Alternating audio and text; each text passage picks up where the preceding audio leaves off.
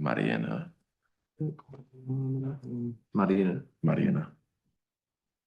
Meriana, sorry. Right, morning. We are live. We'll declare the meeting open for the hearings on the principles of the Treaty of Waitangi Bill today. We've got, what's the time? 9. We've got 7 hours of hearings today with some breaks in the middle. So I'm looking forward to hearing what everyone has to say. We're going to start off this morning with the submission from Ngapuhi Iwi Social Services. And joining us online will be, I think, Moana and Meriana.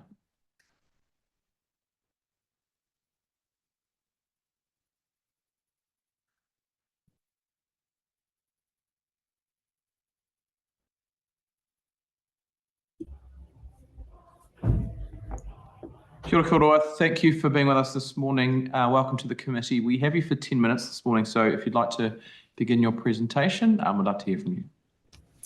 Tēnā koutou katoa, ko Moana Eruera tōku ingoa, ko hau te tumu whakarai o te ratonga ngā hāpori o Ngapuhi. Kei konei a hau māua ko Miriana Wikaitaia, tētahi o ngā kairanga hau mo te ratonga hāpori o Ngapuhi. So good morning, my name's Moana Eruera. I'm the CEO of Ngapuhi Iwi Social Services, and I'm here this morning with Miriana Wikaitaia, our kairanga hau. We take our submission as read. NIS, Ngapuhi Iwi Social Services, strongly and passionately opposes and rejects this bill. We do so because it will do severe damage to the rights of Ngapuhi tamariki and mokopuna and hapu, and in particular those that Ngapuhi Iwi Social Services works with and supports, some of the most marginalised in the country. As you may know, Ngapuhi is the largest iwi in Aotearoa. We have 184,470 iwi members at the 2023 census. Over half of our population is under age 30. Ngapuhi has 110 hapu and 200 marae. We have a very strong social and cultural structure. Ngapuhi Iwi Social Services envisages a future where Ngapuhi whānau experience healing, intergenerational oranga, where Ngapuhi mokopuna grow up with a strong sense of identity, belonging and purpose, strongly connected to Ngapuhi whakapapa, te reo me ona tikanga. Ngapuhi Iwi Social Services is a specialist social service and has been operating for more than 30 years. Our submission today is advocating for those tamariki and whānau already marginalised by the system. We see the reality for these tamariki and whānau every day. They are facing hardship, challenges in their lives, many issues that tamariki should not have to bear. This bill will further marginalise our Ngapuhi tamariki and whānau that we work with. As at April 2024, 827, a quarter of all tamariki and state care, whakapapa to Ngapuhi, a travesty, a crisis, and a call to action for our Ngapuhi people. They are tamariki and young people who have suffered trauma, tamariki and young people who have suffered violation of their mana and tapu, tamariki and young people who have been failed by the system supposed to keep them safe. This bill will increase inequities for those Ngapuhi mokopuna and reduce their rights even further. Tēnā koutou katoa. Dr. Moana Eruera has outlined the work of NIS and our role in supporting whānau. I'll now focus on the direct and harmful impacts that this bill will have. Let's be very clear, this bill is an insult to every one of our tūpuna who signed Te Tiriti o Waitangi in good faith. It is a legal weapon being used to attack our rights, not much different from the colonial powers utilised by the Crown to devastate and dispossess tangata whenua after 1840. Different words, same agenda.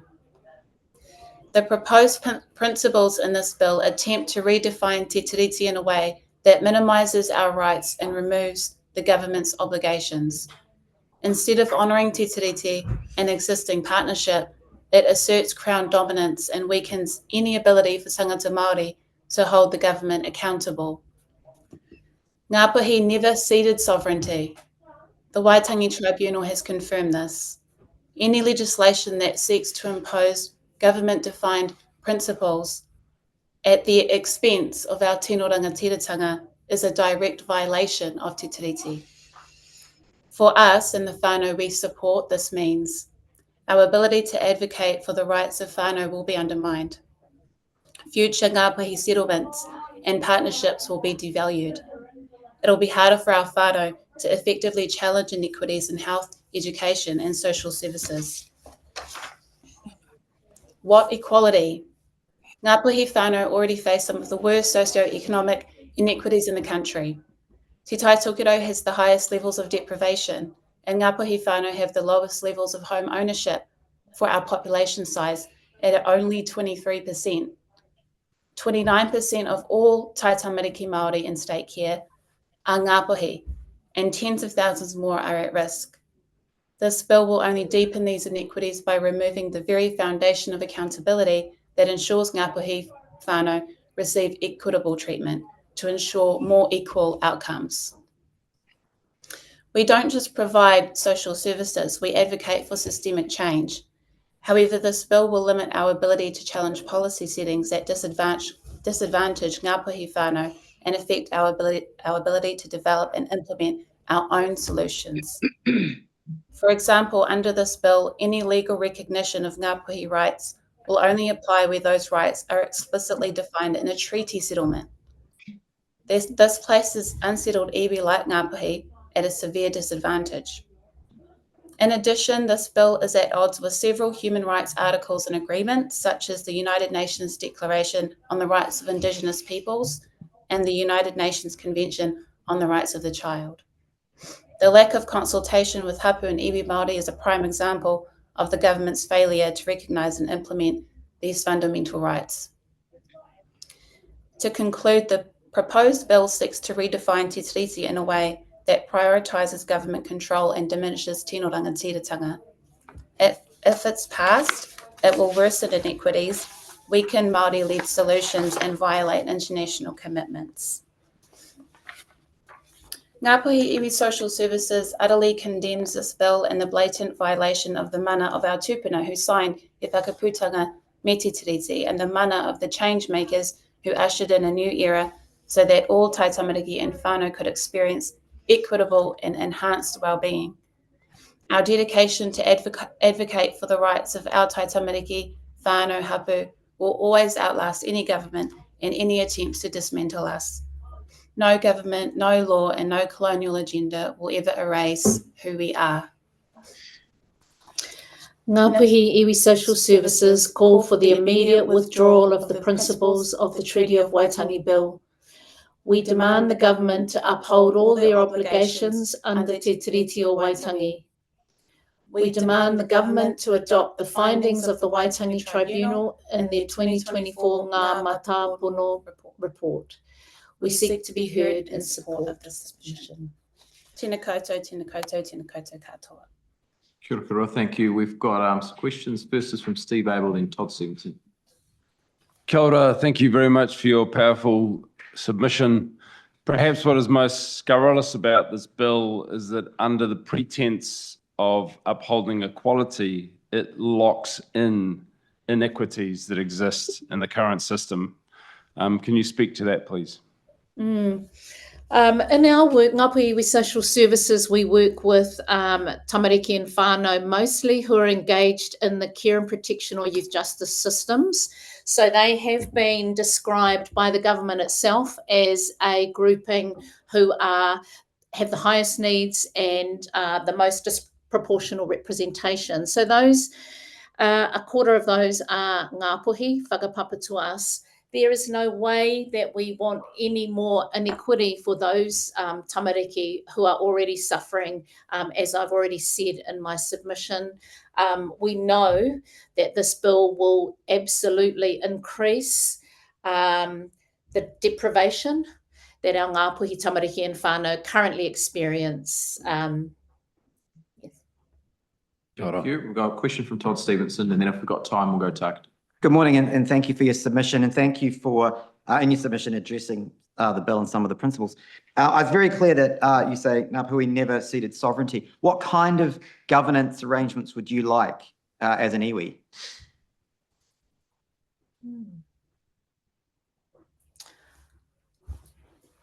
I don't actually know. I haven't actually thought deeply about that, and I wouldn't like to propose anything now in this submission. That's fair enough. Thank you. Okay, thanks. Takata, 30 seconds if you can get one in quickly. Tēnā kōrua I te matu me te pai o tō kōrua tuku kōrero mai. Kāre mo te pātai ngara ko tāku ko te mihi kia kōrua, te rahinga o Ngapuhi me tō koutou I te mana motu hake I o hākiutia I roto I te whakaputanga. Tēnā kōrua. Tēnā koe. Tēnā Kia koe. ora. Thanks, Takata. Look, thank you both for being with us this morning. We do appreciate you joining us and providing your submission. Right, so we're going to move now to a submission from Lesley McTurk. And I think Lesley is joining us online.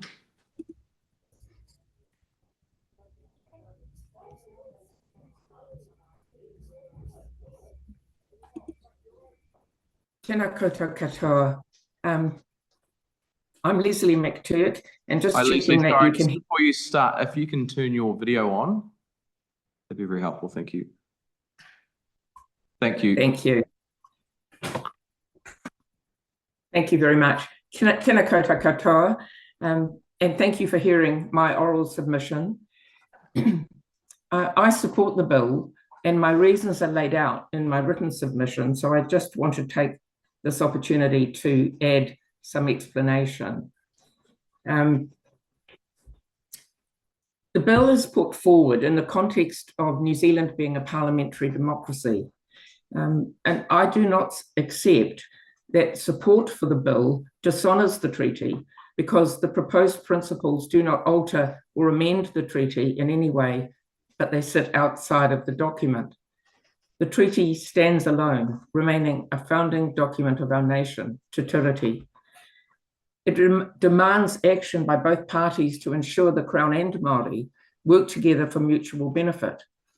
And the fact that it is a treaty requires past grievances to be redressed, for the Crown to protect Māori, and so on. But these are all calls to action from the treaty itself, rather than being principles underpinning the treaty. And Sir Geoffrey Palmer's view is that the bill is clogging up the House, and hearing the views of 300,000 new people have wasted a tremendous amount of time and money. I do not subscribe to that bill, that view. This is an important conversation and one we need to have. The bill may not proceed. These issues may take years to be resolved, if at all, but the process is an important one. This has stirred a national conversation of which this select committee's hearings are an important part, and that surely was one of the bill's purposes.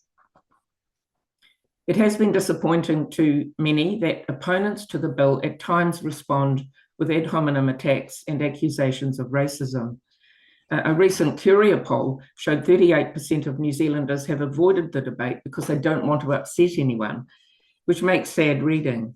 My experience is that this can be true even within families, with diverse opinions akin to the days of the Springbok tour. For me, though, free speech is not a thing to be feared, it should be embraced.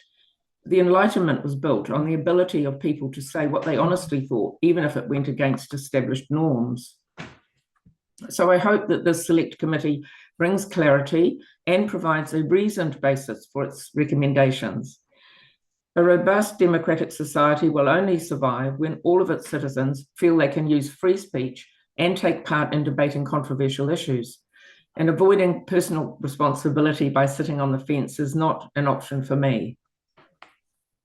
My support of the bill is consistent with my belief that we must honour the treaty and redress past wrongs, of which there have been too many. The treaty is definitely a way through which we can address inequalities in Maori health status, education, housing, and more. But that begins by acknowledging the fundamental principle of equality between people. That does not mean everyone needs to be treated the same. We should rightly be concerned with equity, and a focus on equality is a necessary precursor to achieving that. The idea of horizontal equity is that everyone is treated equally. However, vertical equity means treating people unequally, but in proportion to their relevant inequality, be that health, education, need of any sort. So equity as a concept builds on that of equality. It is not a synonym for it, nor a replacement for it. And examples of vertical equity for Maori would be the approach to COVID vaccination for Maori and encouragement to complete the census forms. And there are many, many others, which are right and true. Equity or substantive equality for Maori can be achieved through such means, and the bill does not stand in the way of this. Rather, in my view, it enables it. The bill captures what is at the heart of liberal democracy, our common humanity and equality of people from which flow our human rights. Maori enjoined with these values in becoming a party to the treaty. And now New Zealand is a liberal democracy with parliamentary sovereignty representing all peoples in our country, which is why I support the principles of the treaty being determined by Parliament, rather than the current principles which have been developed through a judicial process since 1975 and have led to an open-ended interpretation of the treaty. I also believe that the bill is only a starting point. And sorry, Lesley, just a second. sorry. Just a point of order. I'm wondering, this is an individual submitter. I'm wondering why they're getting a 10-minute Yeah, slot. Steve, these decisions have been made prior. The organisations and the notable individuals and submissions are getting 10-minute slots for the full hearings. So we can talk about it later on, if you like. Thanks. Sorry, Lesley. That's fine. Yes, this is an individual submission, not on behalf of the organisation I work for. I also believe that the bill is a starting point, and like the Constitution of the United States of America, where articles have been added over time, New Zealand could add other principles in the future. I support the proposed principles in the bill because I believe in them. One, sovereign parliamentary democracy, recognition of reparations made under treaty settlements and honouring them, and equality of all New Zealanders before the law and with the same human rights and dignity of personhood. The British settlers brought Western values with them when they came to New Zealand, and Maori chiefs clearly wanted to treat with them, already evident in trade and the adoption of Christianity by some. That principle of equal worth of every individual is at the heart of the Western tradition and Christian belief, as St. Paul says in the Bible. There is neither Jew nor Greek. There is neither slave nor free. There is neither male nor female, for you are all one in Jesus Christ. And Article 3 of the treaty promises the same rights and duties for Maori as other New Zealanders, which is fundamentally the right of equality at the heart of this bill. Thank you. Thank you, Lesley. We've got some time for questions. We'll go first from Duncan Webb and then Todd Stevenson and then Tarkatavirus. Kia ora, thank you for that. I was interested in your kind of recitation of the Western canon of equality, and my first kind of background question is what place there is in New Zealand for the Māori tradition, which the Westerners essentially came into. But against that background, the treaty was a treaty between nations, and it promised tino rangatiratanga, and if that means something like self-governance or self-determination or autonomy for hapu and iwi and Maori organisations, where does this appear in the Treaty Principles Bill? Well, I'm not an expert scholar in the treaty. I'm expressing personal views, but I believe that the answers to your questions lie in the treaty itself, the document itself, rather than needing to be in the principles. Well, I guess my point is that is the words of the treaty. Tino rangatiratanga is preserved for the chiefs of the tribes of New Zealand. And it seems that by introducing this Western idea of absolute equality of all people, you've just erased that bit of the treaty. I don't share that interpretation. I don't believe it erases it. I think it honours it. You know, all people are equal. That's right. I'll leave it there, thank you. We won't get into it back and forth, but thank you, Lesley. We've got a question from Todd Stevenson. Hi, Lesley. Thanks for making your submission. What do you think is the consequence if we don't have this open discussion and people put their views on the record and we actually have a discussion of as a country? Where do you think we go? Well, I'm glad we're having the discussion. I think it's healthy because, you know, as I said in my oral submission, 38% of people are too afraid to have the debate. And I think these are important issues for Maori and the Crown and all New Zealanders. And I think having, you know, oxygen is sunlight, and speaking out is the best way to hear what people really think and reduce conflict. Perhaps it might appear that there is less cohesion because people are taking different positions on it. But isn't it better to have those views debated rather than simmering away, you know, under the skin? So I feel that this is a healthy development rather, you know, even though it is creating stress, it's creating frustration, it's, you know, creating accusations of one thing or another. But I don't see that in the long run as being a bad thing. I think it's better to have this out in the open. Thank you, Lesley. That's the time we've got this morning. So I just want to acknowledge your submission and thank you for being with the committee. Thank you. Thank you very much.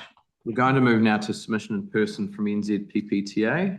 And I think with us, we have the team in the room. So if you want to come to the table, if you want to bring all four, we can bring another chair up if you'd like. No, there's a little note at the back. So kia ora koutou, thank you for being with us. I've got Chris down here, but if you want to quickly introduce your colleagues as well. So kia ora, Chris Abercrombie, PPTA President, and Te Aumihiataua Glassie, Hapaio Māori Vice President. Miriama Barton, Kai Hautu Māori, PPTA. Guys, we've got you for 10 minutes this morning, so I'll hand over to you to start your presentation. Koutou te pai te pū. O tēnei kumitia nei mātou o te Wehengarua, PPTA e tau mai ki runga i a koutou e kawe nei i tā mātou rahi, rua te kaumarua mano mema o te uniana puta noa i te motu. Ko te Aumihiataua Glassie, taku e ngoa ko hau te hapai o mo PPTA te Wehengarua, he uri hau no Ngāti Wai, Waikato Ngāti Parau Hauraki. Hoi no, kei taku taha a Morangi, a Chris, me a mātou nei kaimahi. E te komiti, on behalf of PPTA Te Wehengarua, we stand in absolute opposition to the Treaty Principles Bill. I will be presenting 10 recommendations in my kōrero this morning. I have grouped these recommendations as follows. The first recommendation stands alone. Recommendations 2, 3 and 4 form a group. Recommendations 5, 6, 7 and 9 stand on their own. Finally, recommendations 8 and 10 form the last group.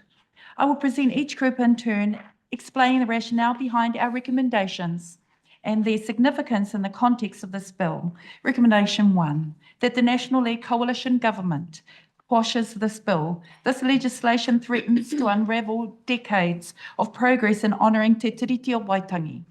Within our education system, our tamariki and rangatahi, who once had to hide their culture, silence their reo, and saw no reflection of themselves in the curriculum, are only now beginning to reclaim their rightful place after generations of systemic oppression. This bill, if enacted, would once again ensure that state education is not a safe place for akonga Māori.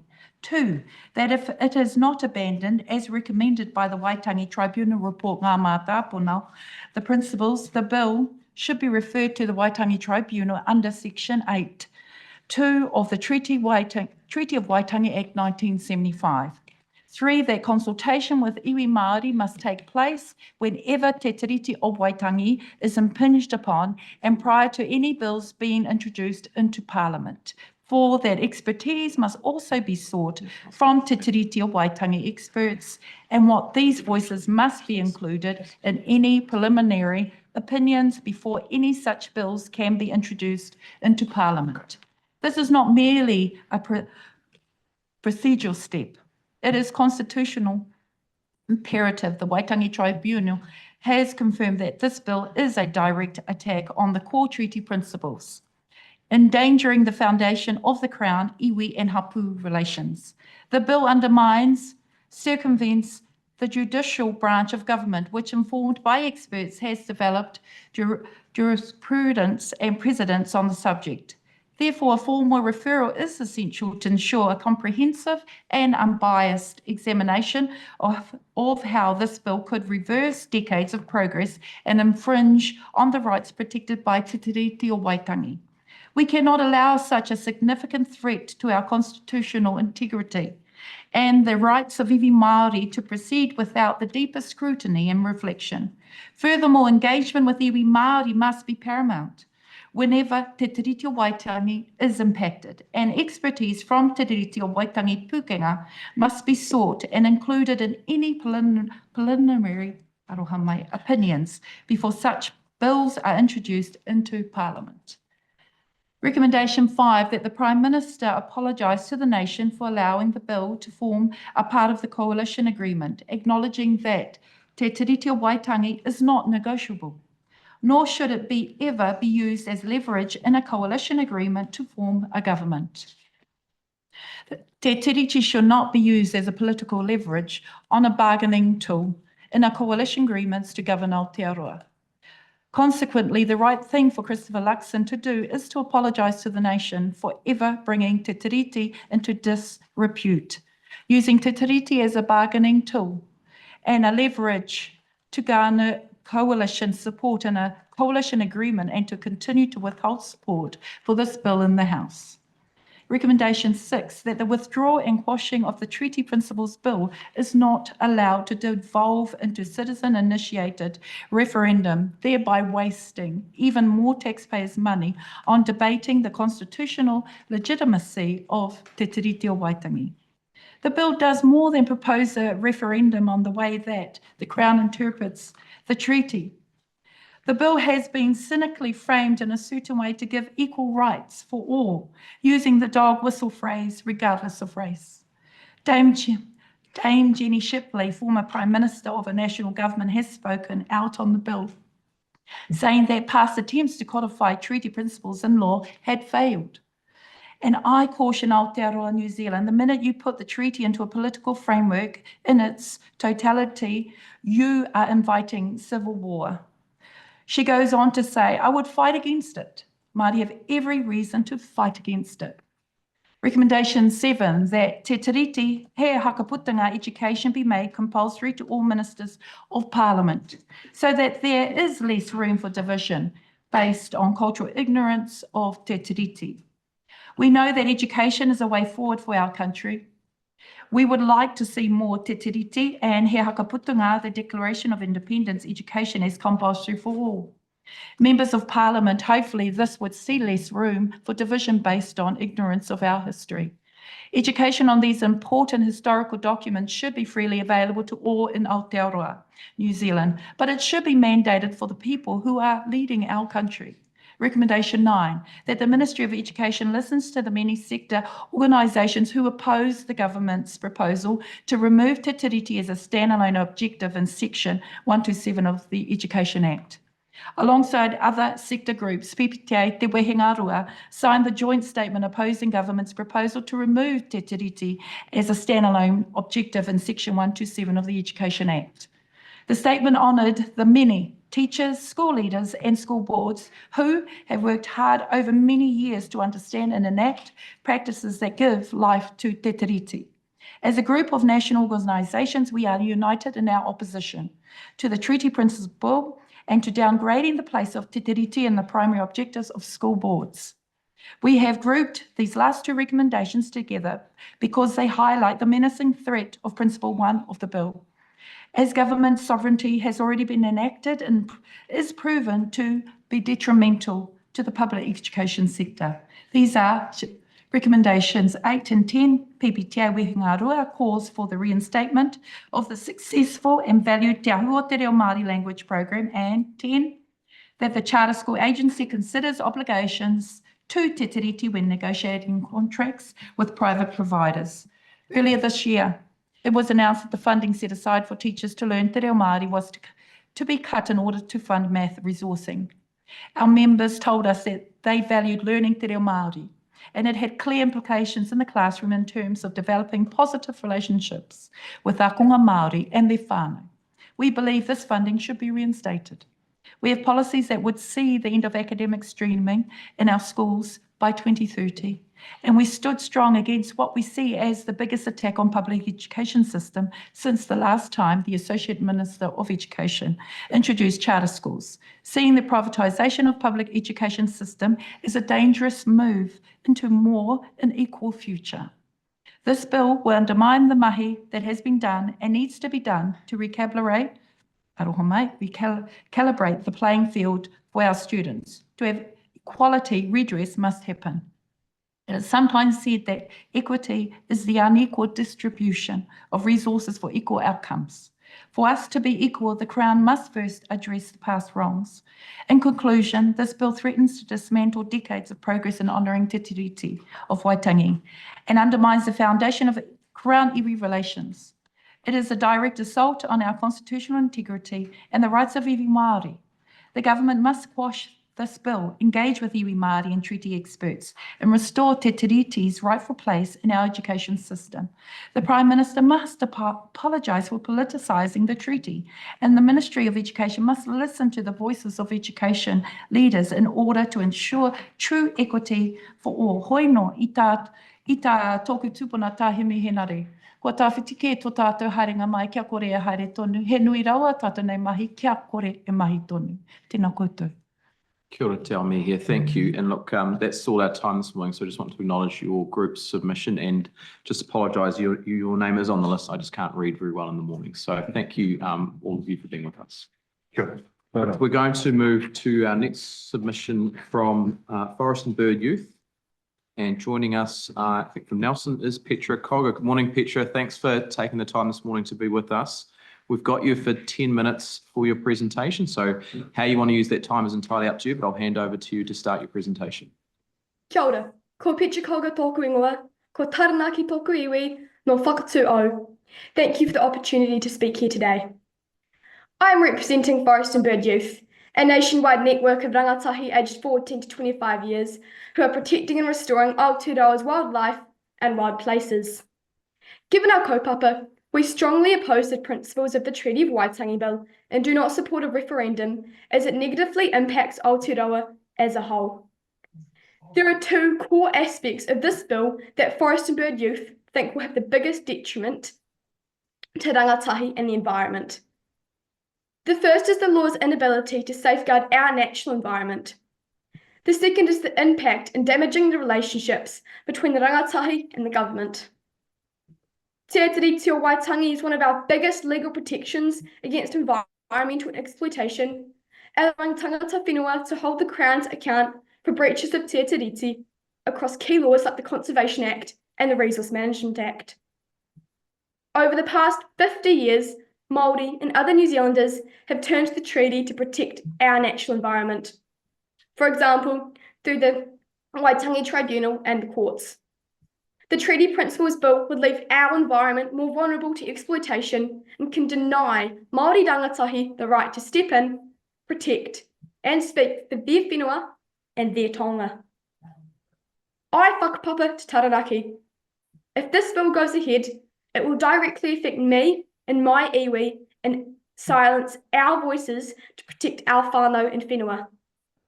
In my iwi's Moana, off the coast of Taranaki, seabed mining has been a long-fought battle.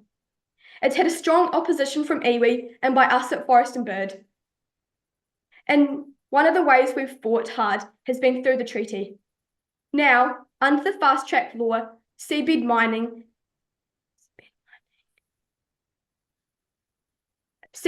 is being proposed again, and if this bill is passed alongside it, we will lose our ability to speak for our taonga. If we lose this ability to fight, seabed mining will rip up our ocean floor. It will destroy an area roughly 3 times the size of Rangitoto Island by sucking up the top 11 metres of seabed.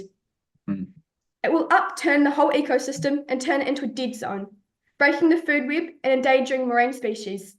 including 32 species of whales and dolphins that live in that region. The impact on our moana will be devastating and permanent, and its consequences will be left for me and my generation to deal with. I'm not alone when I say that we, as rangatahi Māori and the future of Aotearoa New Zealand, deserve the right to be consulted for the future of our whenua. If this bill is passed, we will be denied the right as tangata whenua. The implications around leaving our environment more vulnerable to exploitation, which the Treaty Principles Bill will cause, cannot be blamed in ignorance this time around. Aotearoa has one of the worst extinction rates in the world. 45 of our ecosystems are threatened with collapse, and considering these facts, we need all the safeguarding of our natural environment we can get, none of which the bill provides. The environmental implications of the bill have two major present and future effects on rangatahi. The first is the loss of connection with the land. In my Māori culture, whenua is sacred and is seen as an identity. The study by Awanui Tahuia at Victoria University in 2015, called Perspectives Towards Māori Identity by Māori Heritage Language Learners, shows Māori learners are more engaged and more likely to pursue their passion of te reo Māori if they know and connect with their identity and whakapapa. This could be detrimental to the future numbers of te reo Māori speakers if this bill is passed. The second effect is the abolishment of Māori tikanga and mataronga Māori for rangatahi, specifically kaitiakitanga, which has not been reflected through the principles set out in the bill. It is essential for the future generations to have the same mana around Māori tikanga as the ones who came before them. The bill does not demonstrate this, and disregarding Māori tikanga and mataronga Māori is going to be role modelled to the next generation of an example of how not to approach guardianship of our natural environment. I do not want the change makers of tomorrow to make decisions for the country without the consideration of kaitiakitanga or other Māoritanga. Aside from the environmental impact, I urge you to consider the damage the Treaty Principles Bill does to the relationship between rangatahi and the government. Us Māori members of Forest and Bird Youth believe we are one of the first Māori generations to grow up having a positive relationship with the government. For example, I'm the first generation in my whānau to grow up with the most funding for kapahaka through Te Matatini, the first generation to have the most schools with Māori as a course for NCEA, and the highest number of students being educated in the Māori medium. These developments are examples of things I believe are slowly mending the government's relationship with Māori ever since the Treaty of Waitangi was signed. The treaty bill deteriorates decades in national reconciliation and disgraces the work of our ancestors who worked hard for us to grow up in a nation where Māori and the government are cohesive. This bill damages the relationship between rangatahi and the government, creating a major sense of distrust. Already, rangatahi across Aotearoa have made it clear that we oppose the bill through submissions and attending protests. We are concerned about our climate and the future of Aotearoa's environment, which the bill does not take into consideration. Rangatahi like me are under the voting age. The submissions process is the only way we can voice our concerns officially and be consulted around this bill. While excluding us does not breach any laws or rights, as the generation that will disproportionately face the consequences of this bill, we deserve to be heard. We know the consequences of the environmental implications. We know the consequences of a damaged relationship between rangatahi and the government, and we are still trying to consider this Treaty Principles Bill. This leaves my generation to deal with consequences this bill will leave long after any current politician. Forest and Bird Youth opposes the Treaty's Principles Bill in its entirety and does not support a referendum. Kia ora. Kia ora, Petra. Thank you. Well done. Well said. I've always been a fan of yours, but you've got Steve Abel beside me nodding away throughout it. So I think you've got another fan there. We've got a few questions. We'll start with Steve, then go Duncan, then Todd and Takata.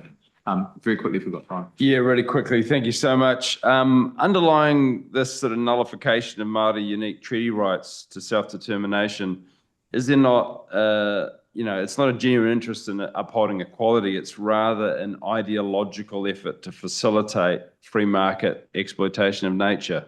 Is that what you're suggesting, such as the seabed mining? Yes, absolutely. That was easy. Thank you, Steve. Duncan, then Todd. Kia ora, Petra. Thanks for that fabulous submission. Look, in terms of this bill and the treaty, one of the things the treaty did, even in its English version, was to say that the forests of Māori would be left in their possession, preserved and protected. Do you think the treaty gives an obligation on government to protect forests and birds and everything in them in its biodiversity? Yes, absolutely. It holds a major obligation. And yes. Kia ora, thank you for that. Duncan, Todd, then Tuckton. Thanks, Petra, for your submission. So do you think that the treaty does provide different rights based on ancestry?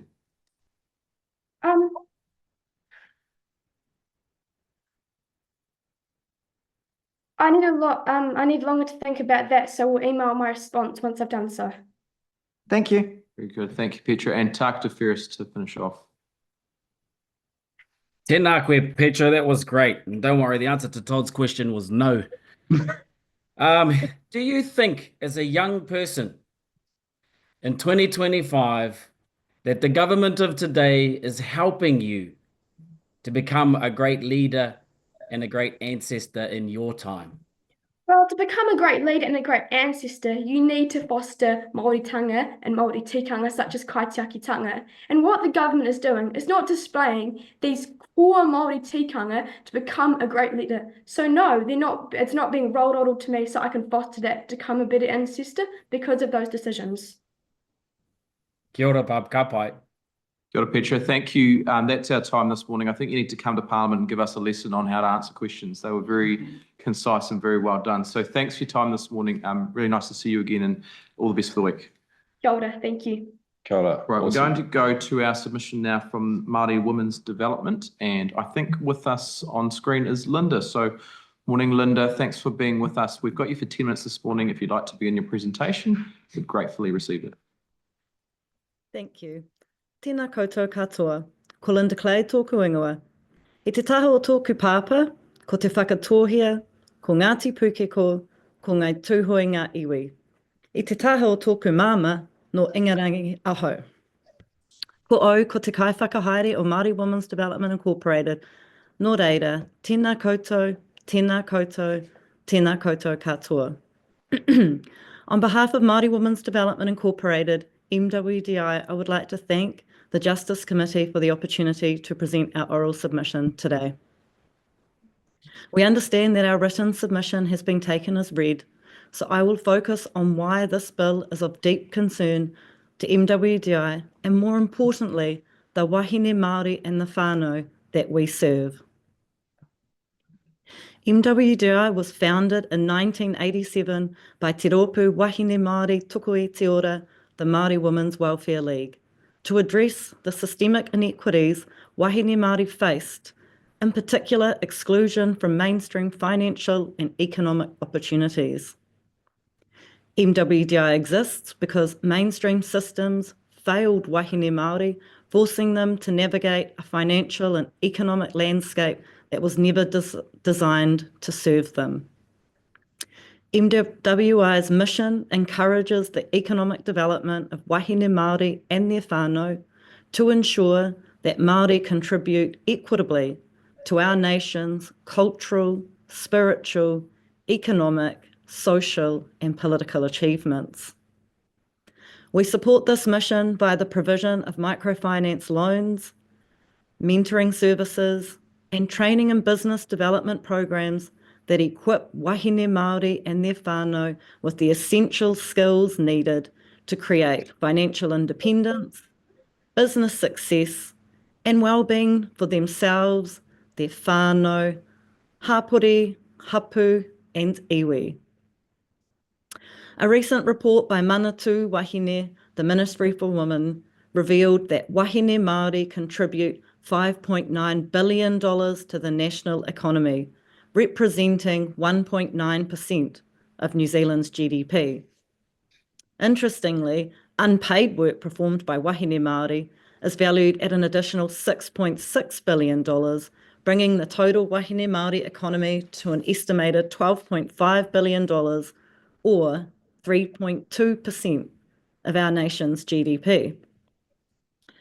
Despite this substantial contribution, wahine Māori continue to face systemic barriers to full economic participation. When Māori are treated fairly, they can exercise their inherent rights protected by Te Tiriti o Waitangi and will help create a stronger, more vibrant Aotearoa New Zealand. We are not the only organisation who recognises the inequities and injustices that continue to disadvantage and disempower Māori at all levels. And it is really disappointing and mamai that in 2025, we are still having to fight to protect Te Tiriti o Waitangi and the inherent rights of tangata whenua. Through the programs and services we deliver, we see every day how systemic inequities in housing, education, work, and healthcare impact wahine Māori and their whānau. Many of the wahine that we work with have been denied the financial opportunities because of policies and legislation that have long excluded them from success and thriving in all areas of their lives. Our mahi is crucial because the inequities we see today aren't accidental. They are the direct result of colonisation and the government's ongoing failure to uphold and honour its obligations to Māori as afforded to in Te Tiriti o Waitangi. Unfortunately, instead of being a good treaty partner, this government has chosen to back a harmful bill with no consultation and or approval from Māori. This bill, presented by a minority party, illustrates the government has prioritised a coalition agreement over adhering to Te Tiriti o Waitangi, New Zealand's constitutional document. This bill also exemplifies a lack of good faith on behalf of the Crown. Over the past 50 years, through successive governments, we have seen efforts at reconciliation between the Crown and Māori. These efforts, though not perfect, have been a step towards healing the relationship. This bill undermines that progress, straining any trust that has been built. It risks eroding decades of work aimed at recognising Māori rights. This bill creates more obstacles that will disadvantage not only Māori today, but for future generations. This is not just an attack on our history, it is an attack on the future of Māori, our mukapuna, our children, our babies. Te Tiriti o Waitangi affirms our inherent rights of mana Māori motuhake, tino rangatiratanga, and kaitiakitanga. They are essential to uphold the sovereignty of Māori, and the proposed Treaty Principles Bill is a direct and continued threat. Colonial policies of assimilation, including the suppression of te reo Māori, tikanga, and traditional knowledge, have left many of our wahine feeling disconnected from their cultural identity, and I quote, feeling not Māori enough. This connection has led to feelings of inadequacy, further impacting their confidence in leadership, entrepreneurship, and community participation. It's distasteful that this bill wants to remove these inherent rights as tangata whenua when we still have so much work to do. Instead of introducing a bill that divides and disempowers, we urge the government to work in true partnership with Māori. What we need is for Te Tiriti o Waitangi to be upheld and honoured not rewritten. It's not just Māori who are against this bill. Many tangata tiriti, tangata Moana, New Zealanders, Indigenous peoples, and supporters from around the world are standing up in opposition of this bill.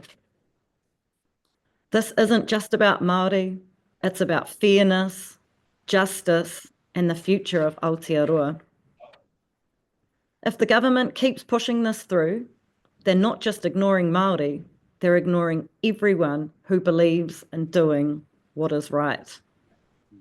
The bill also isn't just bad for Māori, it's bad for the whole country, creating more division, dragging us backwards instead of moving us forward. Māori Women's Development Incorporated will continue to advocate for the rights of wahine Māori, their whānau, and future generations. We are committed to ensuring Te Tiriti o Waitangi is upheld, and we refuse to accept a future where Māori are pushed further to the margins. As outlined in our submission, MWDI opposes the principles of the Treaty of Waitangi Bill and demand that the Justice Committee rejects this bill in its entirety. Our mokopuna deserve better. Nō reira, tēnā koutou, tēnā koutou, tēnā rātou koutou katoa. Well, kia ora, Linda. Thank you for that. Members, any questions? We've got one from Steve Abel. In spite of the very damaging nature of the Treaty Principles Bill, have you been inspired by the extent of public uprising in defence of Te Tiriti? Yes, we have been. We're just really, as a team and as a group of wahine and their whānau, we're really glad that, and the rest of New Zealand as well, that they have all stood up, in opposition to this bill. Yeah. Kara, yeah, the same. Tak te Pierce. Tēnā koe te mārei kura me o kupu. Hey, just quickly, you deal with a lot of Māori women all around the country doing awesome things. What are some ways that the government might better support you and use the money better rather than wasting it here? Yep, continuing to provide the programs and services that Māori Women's Development do, continuing to support our wahine. Like when the report by Manatū Wahine talks about all of the unpaid work that wahine Māori does, so just in creating policies and legislation, etc., taking that into consideration. I mean, $6.6 billion of unpaid mahi versus just under 2 of paid. It just really shows that our contribution is not just in the form of paid work. Kia ora. Thanks for your submission this morning on behalf of MWDI. It's greatly appreciated. As we're going to now go to our submission from Tiohu Whakawhanaunga Tamaki Makaurau. And by the looks of it, they'll be joining us online. They are there already. Kia ora, kora. Thank you for joining us this morning. We have you for 10 minutes, so I'll hand over to you to begin your presentation. Kia ora. Kia ora koutou katoa. Thank you for the opportunity to present an oral submission on the Treaty Principles Bill this morning. My name is Haami, and I am a community organiser serving Tiohu Whakawhanaunga Tamaki Makaurau, a broad-based community alliance consisting of 41 community, union, faith, and other relevant groupings from across civil society. We are here today representing the Tiohu Tamaki Alliance to state that we strongly are opposed to the Treaty Principles Bill and believe it should be abandoned immediately. The Treaty Principles Bill does not put food on any tables. It does not lower the cost of groceries or power. It does not build affordable housing. It won't properly fund our health and education system. It will not further workers' rights, and it will not make our buses come on time. This bill is a waste of time. At a meeting in August last year, a representative from each of our member organisations shared their reason for why they want their community alliance to take a stand against this damaging bill. Many shared that the attacks on Te Tiriti in this country are deepening by the week, and our leaders believe the Treaty Principles Bill strikes at the heart of the relationship between Maori and Pākehā, in particular, and all people who share Aotearoa as our home and who share Tiriti as our founding taonga. Following that meeting, Tiohu embarked on a campaign to inform our communities about this bill and the ways in which their voices can be heard in opposition to this bill. In the face of attempts to divide our communities, this bill should not progress any further and should be immediately abandoned. Kia ora koutou. I'm Alexa Johnstone, an elder in the community of St. Luke, which is a Presbyterian congregation in Eruera in Auckland.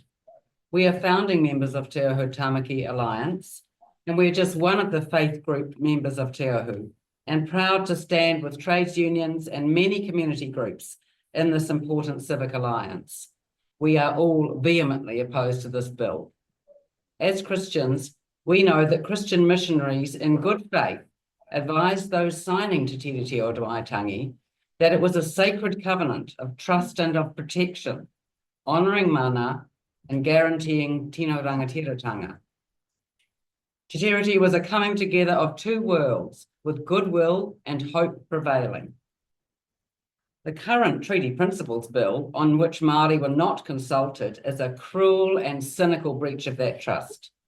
It seeks to drive us apart, to fan the twisted logic of racism that Māori are privileged over others in Aotearoa, a farcical and tragic claim. Christians believe that we are called to love one another, and we see Te Tiriti as an inspiring covenant of love and respect between peoples. Aotearoa has a founding document. It is Te Tiriti o Waitangi. We must honour it, and the Treaty Principles Bill must be abandoned. Kia ora koutou. Thank you for hearing us today. My name is Marlon Drake, lead organiser of Te Ahu Tamaki, and I helped prepare the submission which you see in front of you. In the submission, we have a few photos and make reference to another action that was then later held last year in November in response to the Treaty Principles Bill. Attending that, we had about 260 representatives of community, faith and union organisations. And today we've heard one of those perspectives, the Christian perspective from the community of St. Luke at Eruera, but we also have a range of other faiths and communities present and active within our alliance. And so I just thought I'd introduce myself and offer myself up for any questions that the committee may have as towards any of the perspectives that are highlighted within this. And there's a lot wrong, and there are a lot of perspectives and a lot of reasons why our over 40 member organisations want to stop this bill. And we thought we'd just highlight a few of the key ones within our submission. So we're open for questions now. Thank you.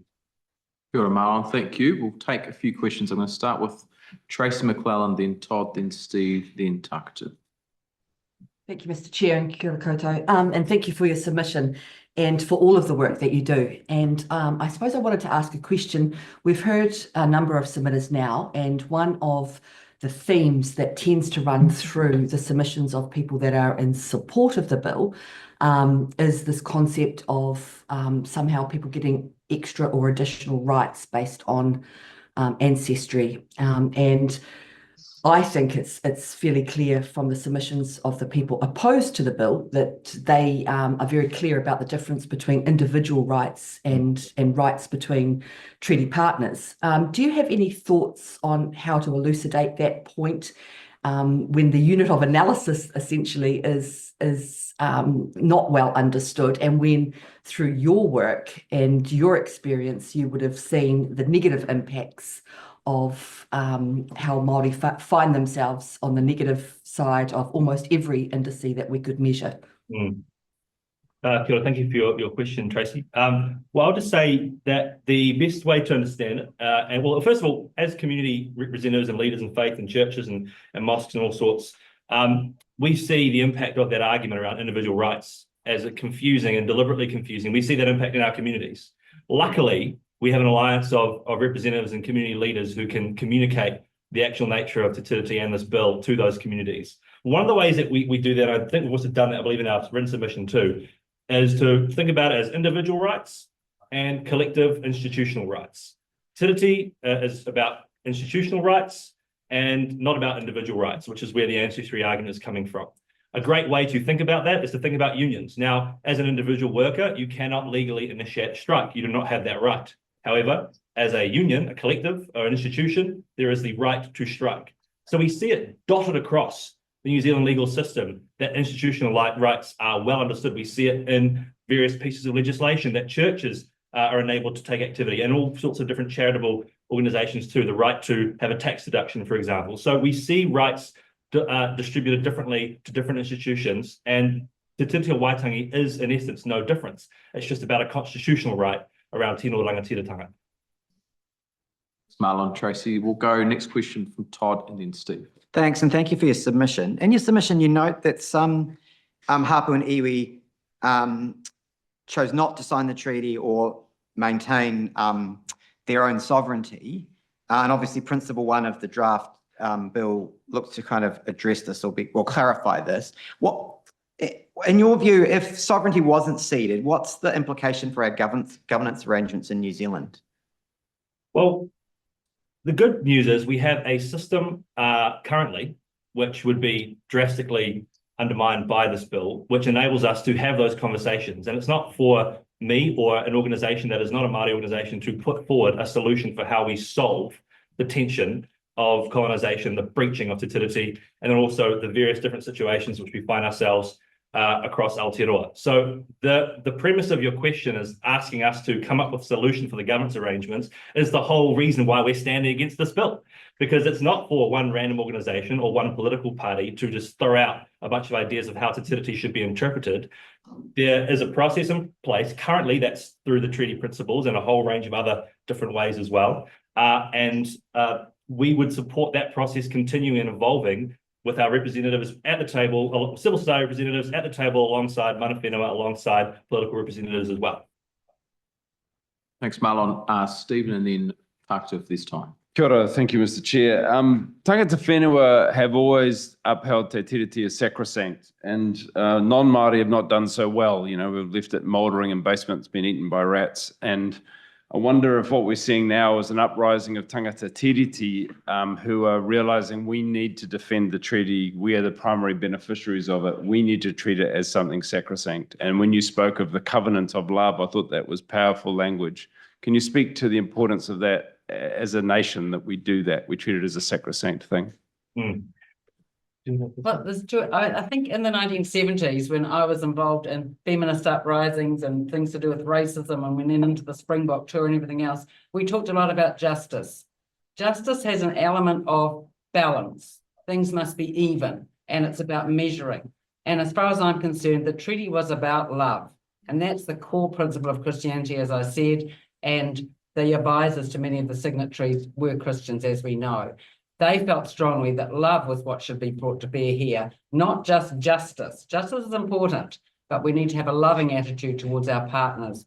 And that's what the treaty, for me, is about today. Thanks, Alexa. That's the time we have this morning. So just on behalf of the committee, thank you all for being with us on the submission. We do really appreciate it. We're going to move now to our submission from Bernie O'Donnell, who's joining us online. Bernie, kia ora, thank you for being with us. We've got you for 10 minutes this morning, so I'll hand over to you to begin your presentation. Kia ora.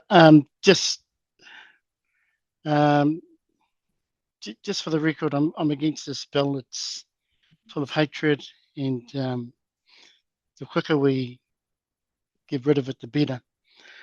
I just, and you have my submission, and I'll leave it there.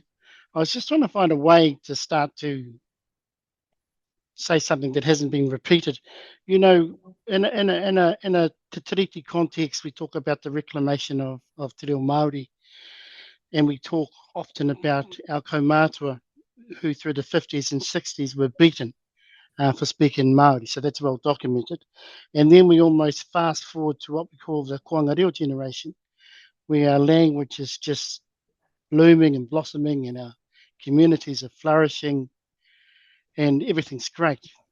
What we don't really talk about is the middle piece, which is my generation who were born in the early 60s and had to endure what was essentially a racist Aotearoa New Zealand for as long as we grew up. You know, I grew up in a place, I don't want to name it, but I grew up in a place where you were targeted. If you were Maori and you didn't have the necessary support systems around you, you were targeted out and singled out, and then you had to explain and justify if you heard Maori words in the media, if you had someone who didn't agree with what they were doing to our people in terms of government, if they covered the Te Tiriti grounds and they saw the groups like Kawariki protesting, you'd just be hit up for it and you'd be vilified. And growing up as a Maori in Aotearoa New Zealand during those times was especially terrible. It's terrible. I would not wish that on anyone. Most importantly, I wouldn't wish it on my kids. So I also had a chance to work with some really key leaders once I started to look for the support service mechanisms that I needed.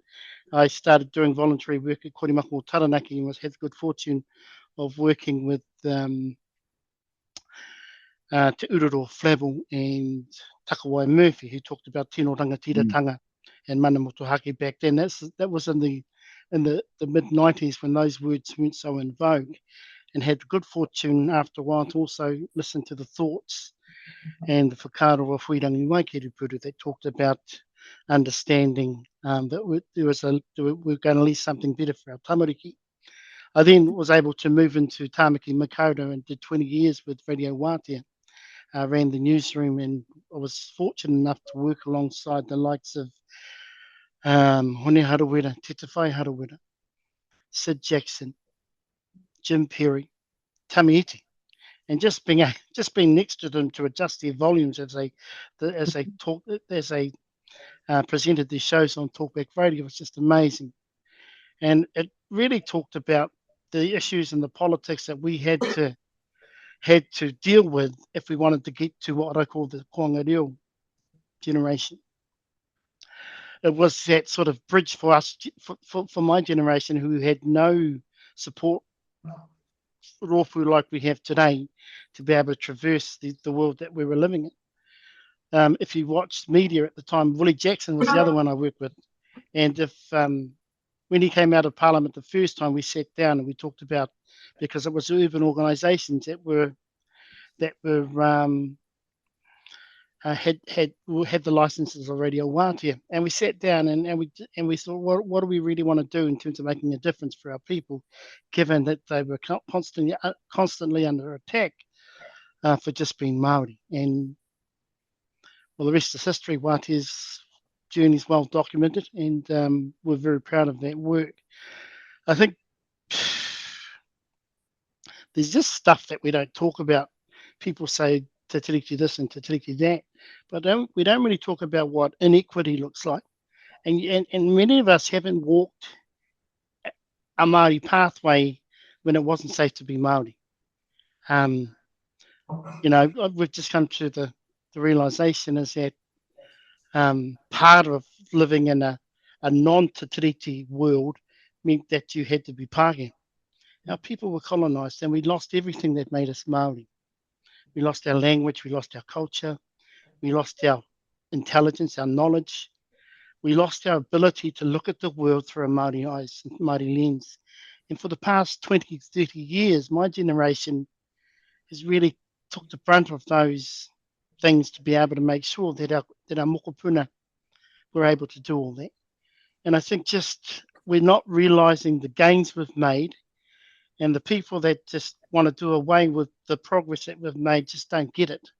They generally come from a privileged space where they've never grown up under trauma and they've never really had to fight for anything. And fighting for your identity might sound a little bit sensationalist, but that's exactly what we've had to do. And we've had to hold the fort until the next generation, now what we call the Koanga Reo generation, was ready to start to lead us out. And our job, I suppose, as our generation, is to sort of stand aside, get out of the way, and let our rangatahi and that generation lead us. Kia ora. Kia ora, Bernie, thank you. We'll go hand over to questions. The first one is from Dr. Duncan Webb. Oh, kia ora, thank you for that. Just reading your submission, I don't think I've heard of the Māori boomer generation before, but really interesting observations. Look, when you look at how things have changed, you talk about the Kohanga generation, and you look at the Renaissance. I guess I'm really interested in when you reflect on your own experience and what you missed out on, how that makes you actually feel, and what this bill is doing in that regard. Makes me feel extremely proud watching our rangatahi lead the way. While you're in the battle, if that's a word, you don't really understand the goals that you're trying to achieve.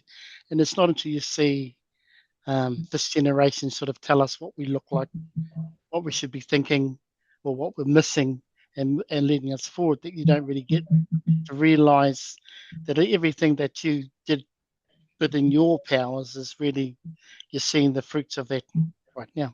And this, I mean, what's this bill doing in that regard? Oh, it's just going back to what I grew up in.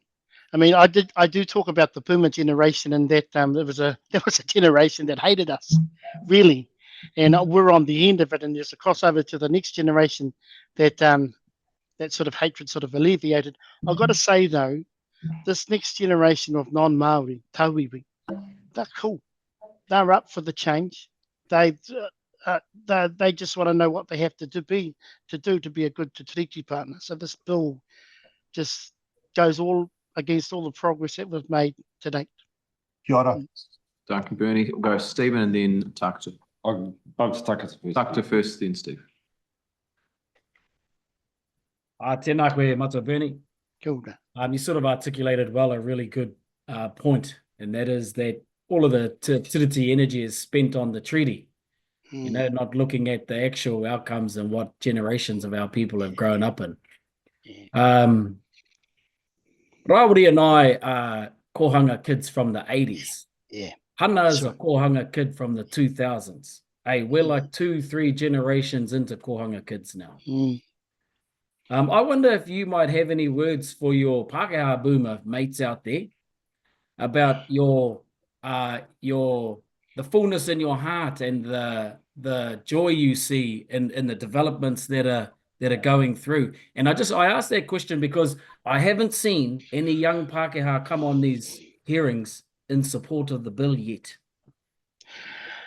My Pākehā boomer mates aren't the ones that I celebrate. It's their kids that are the ones that are starting to understand their responsibilities as a good treaty partner, as they understand it to be. I think though, those generations that I put hope in, not sure if they have the right to go into this space. I think they're always looking for permission. You know, tākota, whakaro ake hukira ki aku mahi nei katoa.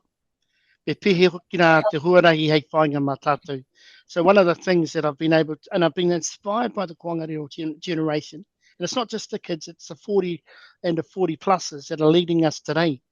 And I call it our Hawaii mokopuna, is that where we're trying to get to, we won't get there tomorrow, but you know, in 25 years, I want our mokopuna, Māori mai, Pākehā mai, to be able to hear themselves with their language being the first language of their choice.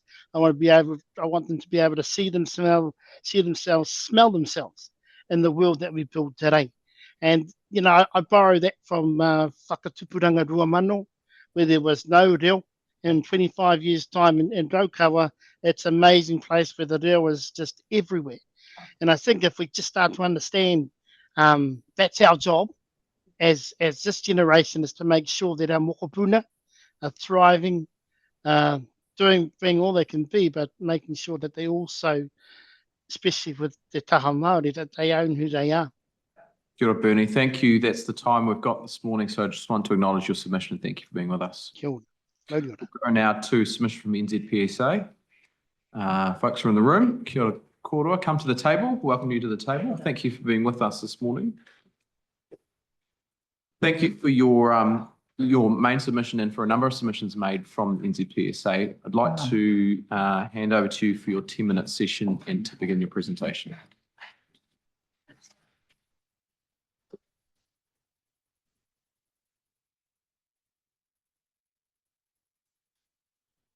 Kia ora tātou, ko Virgil Iraia hau, ko au te prihitene mō te pukinga here tikanga mahi, the Public Service Association Incorporated, ko au te kaimahi o te whatu ora, he mahi au ki Senior Application Specialist, nō reira tēnā koutou katoa. Good morning, just in my intro, just wanted to introduce myself.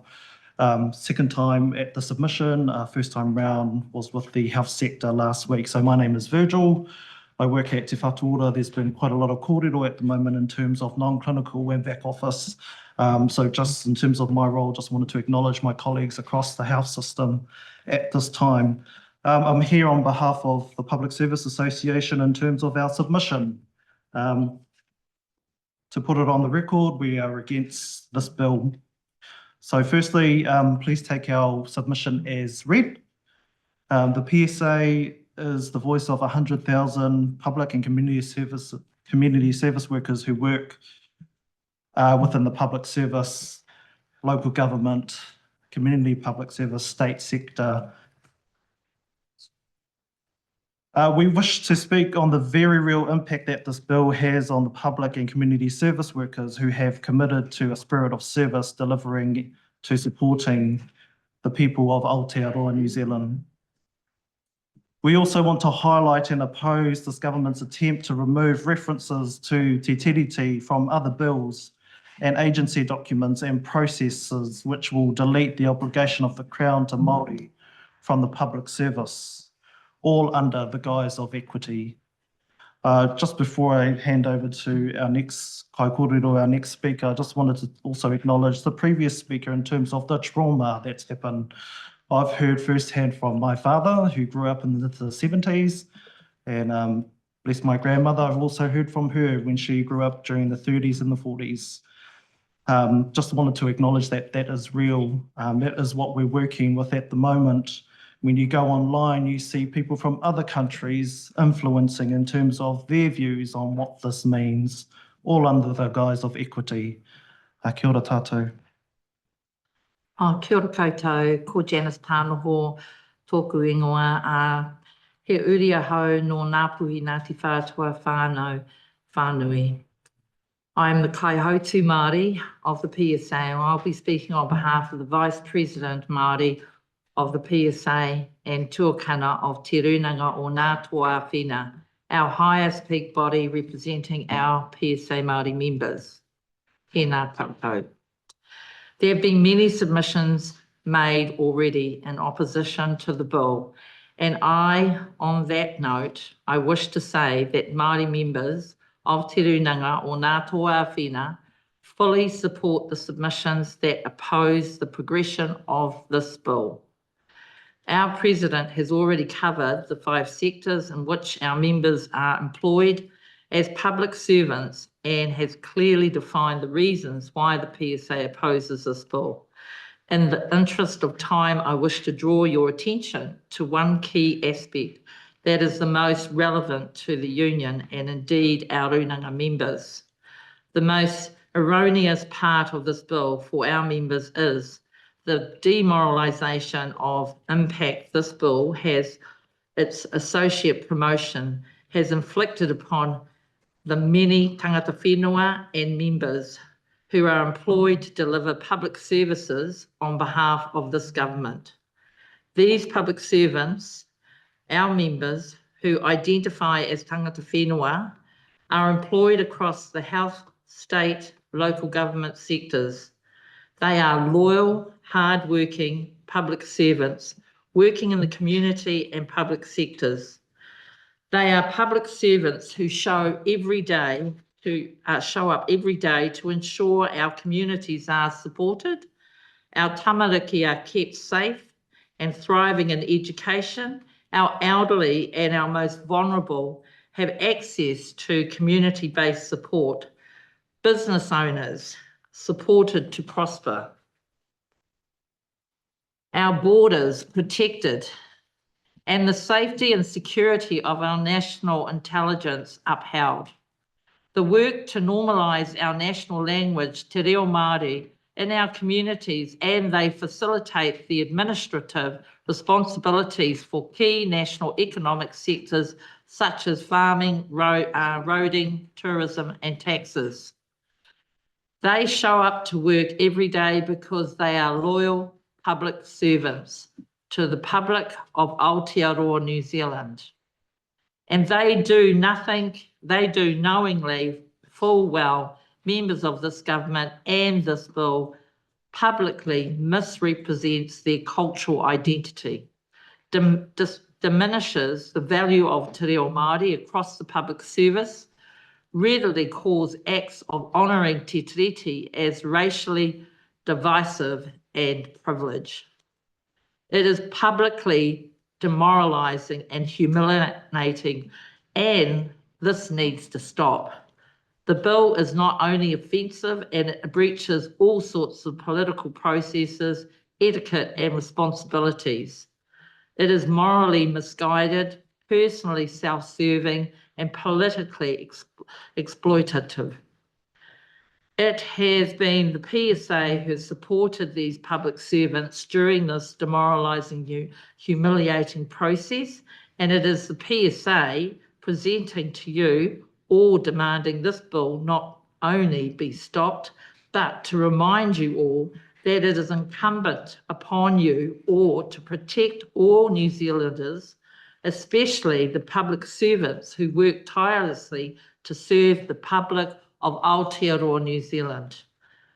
Nō reira, tēnā koutou, tēnā koutou, tēnā koutou katoa. Kia ora. Janice. Kia ora, just to close off, based on a flawed premise of equity for all taking the place of an arrangement made between two equal partners and the impact such a divisive bill has already had on our country, the PSA urges the Select Committee to recommend that this bill should not be progressed.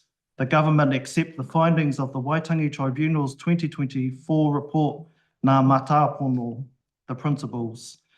The government formally recognises the tino rangatira status of Māori and the Crown's agreement with Māori to kāwanatanga as laid out in the Māori text of Te Tiriti o Waitangi. The government work in partnership with Māori as their treaty partner.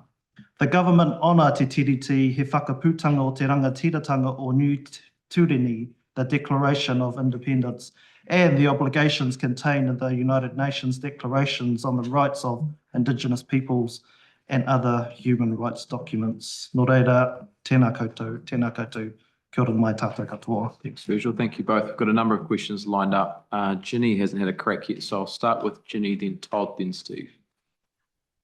Kia ora, and thank you very much for your submission today. In some ways, some could see that public servants, particularly those in Wellington, have had a double hit with the bill and the submission you've made, alongside with repeatedly being told that they're worthless or don't have a real purpose by this government. It's great to hear a voice today, but I would really like to ask you your views on how the public service and those workers who aren't able to speak out deal with the double whammy of this bill, combined with the attitude that this government has taken to the value that public service workers offer New Zealand. I think, like anything else, they have to get up every day, face in terms of going to work. We talked about how it was demoralising for them, having to be targeted, they felt. And this is through surveys that we've done with our members.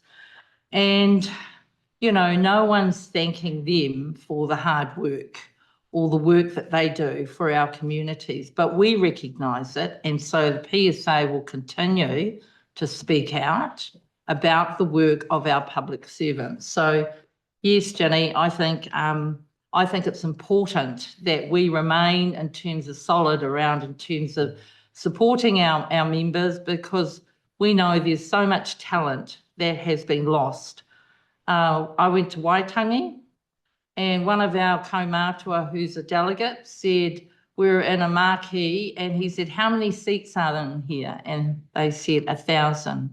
And he says, well, imagine 6 of these marquees with 6,000 members. That's how many public servants across the 5 sectors that we represent have been, their positions have been disestablished. And those are the ones that we know of that are members. Thanks, Janice. That's unfortunately all the time we have this morning. Thank No more you. questions. So we'll thank you and your members for your submissions and for joining us this morning. We really appreciate your time. Sure. Next, we'll go now to a submission from the Palmerston North City Council. Thank you both for being with us. Down from Haami. So I think we've got Rowley. Yes. And Danelle, is it? Thank you for joining us. We've got you for 10 minutes this morning, so I'll hand over directly to you to begin your presentation. Tēnā tātou te whare. Koutou katoa te matanui, me whānui ka koutou katoa, Justice Select Committee, Mr. Chair. Ko waia Rowley Fitzgerald tēnei, huri no rangi tānei, te mana whenua o Manawa tū. E mahi ana au roto I te kaunihira, Palmerston City Council Māori Ward, and I'm joined with support by Danielle Whakatihi, our People Relationships Manager for Council.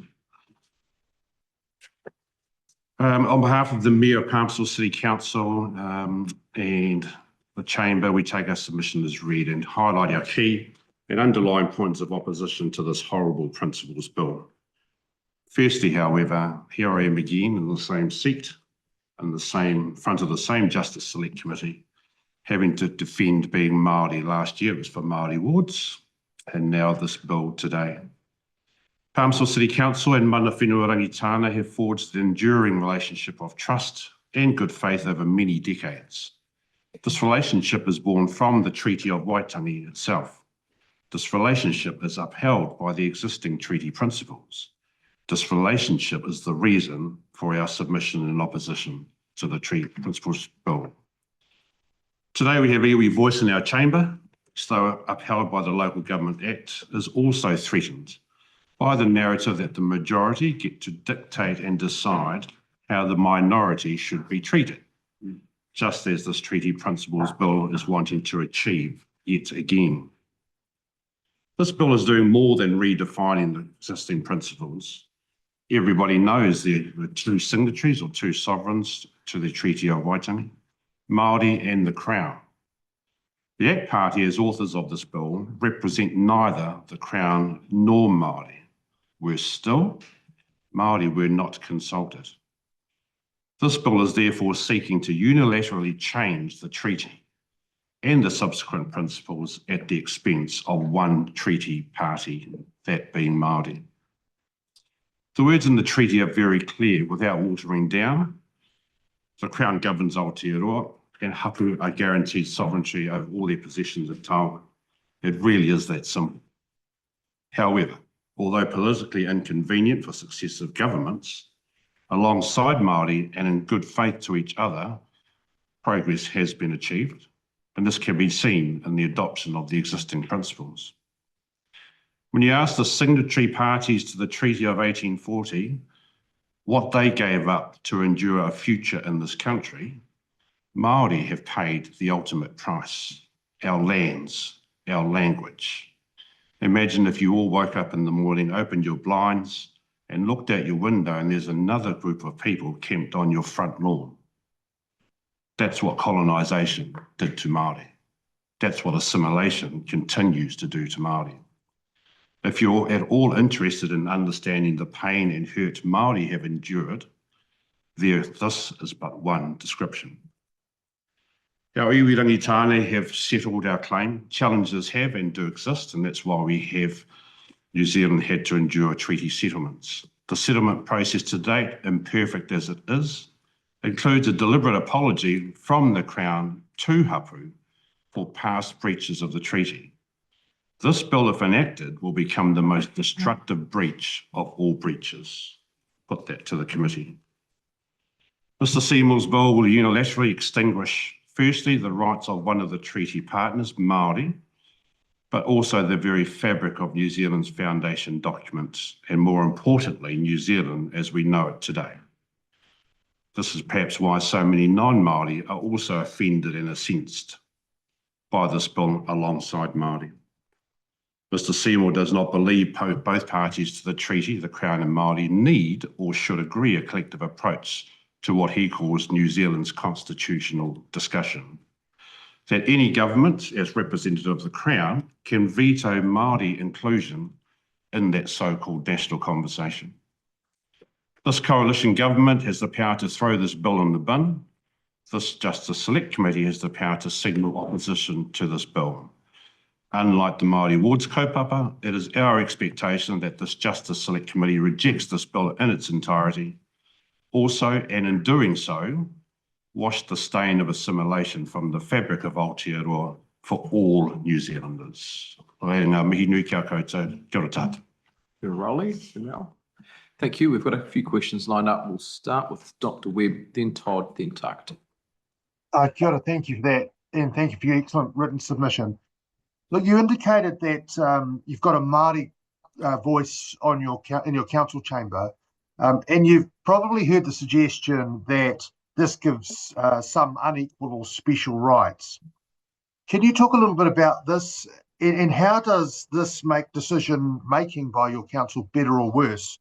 And would it be equal if Māori didn't have a voice around your council table? Thank you for the question, Duncan. So firstly, this whole discussion about rights, it's my position, and it's shared by many, that the word rights is a narrative that's not coming from Māori, it's coming at Māori. Māori don't believe we have any special rights. Māori already know that we are one party to the treaty. Māori already know that we are the people of this land that have endured a treaty partnership based on colonisation. How does it operate in the Palmerston City Council chamber? Really well, I have to say that. And hello to our colleagues who are watching this online. A new journey for many of our colleagues in the chamber, but a very valuable one, and you can ask them yourselves. I'm sure that they would say that also. But it's also born from the relationship that the council has had with Rangitane going back to the early 60s. Yes, I'm a Māori Ward City Councillor now, but we've also had 4 other representatives at the chamber. And so that enduring relationship in good faith and with trust is the reason that we enjoy our local government status today. We'll go Todd, then Tucked. Thank you for being here. In your submission, and you actually, both in your written submission and your oral submission, you mentioned about the adoption of existing principles, and you've outlined some of them. Do you think it was a missed opportunity not to have some public dialogue and discourse on those existing principles? No, I don't think it was a missed opportunity, because there were many people that were nervous about those principles anyway.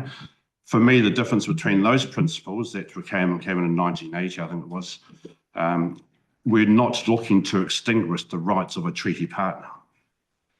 This principles bill is seeking to achieve that, which is why so many people are in opposition to it. Not everybody liked those very first set of principles, but they gave effect to the way that we operate in this country, knowing that we have that treaty as a foundation document for New Zealanders, for all New Zealanders. Thank you. We'll go Tucked for this next question, and then Steve will wrap up. Tēnā kōrua. Hey, what's become apparent in the discussions through these hearings is that there's a lot of the technical bits that just general public don't understand or know about. You know, that's a glaringly obvious thing. But, you know, in these things, different institutions have responsibilities and roles to play, and one of them is Parliament. And I'm very clear on this now, is that Parliament actually doesn't acknowledge Te Tiriti o Waitangi or Parliament's relationship and obligation to Te Tiriti o Waitangi. I'm wondering if the councils actually have something like that similar, or something that's growing out of their relationship with their mana whenua. But to me, that's one of the key problems in this discussion when it's being had in Parliament, is that Parliament doesn't recognise it. I asked, is it written anywhere? The answer was no. So what's your experience in local Parliament, Matua? Yeah, Kia ora tāku, it's Miriana kia koe. And so, yes, you are right. If I look at Palmerston City Council, the fabric of that council that now includes mana whenua, includes iwi voice, but even though I'm rangitane, I'm still speaking in behalf of all Māori that reside in our electorate.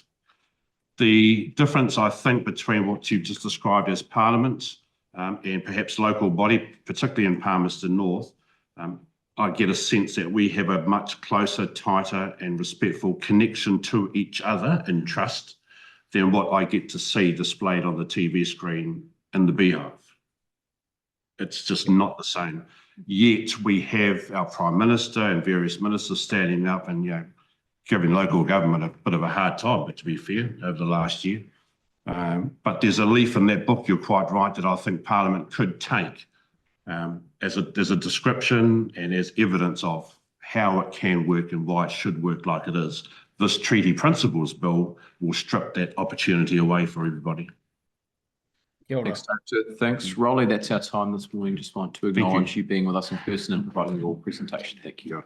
Well, now, we unfortunately don't have the New Zealand Refugee Alliance with us this morning, so we're going to move instead on to our submission from mai I ngā Kuri a whārai ki Tihiro Iwi Customary Fisheries Forum, and that's Reverend Dr. Hone Te Riri is the chair, and he's going to join us live.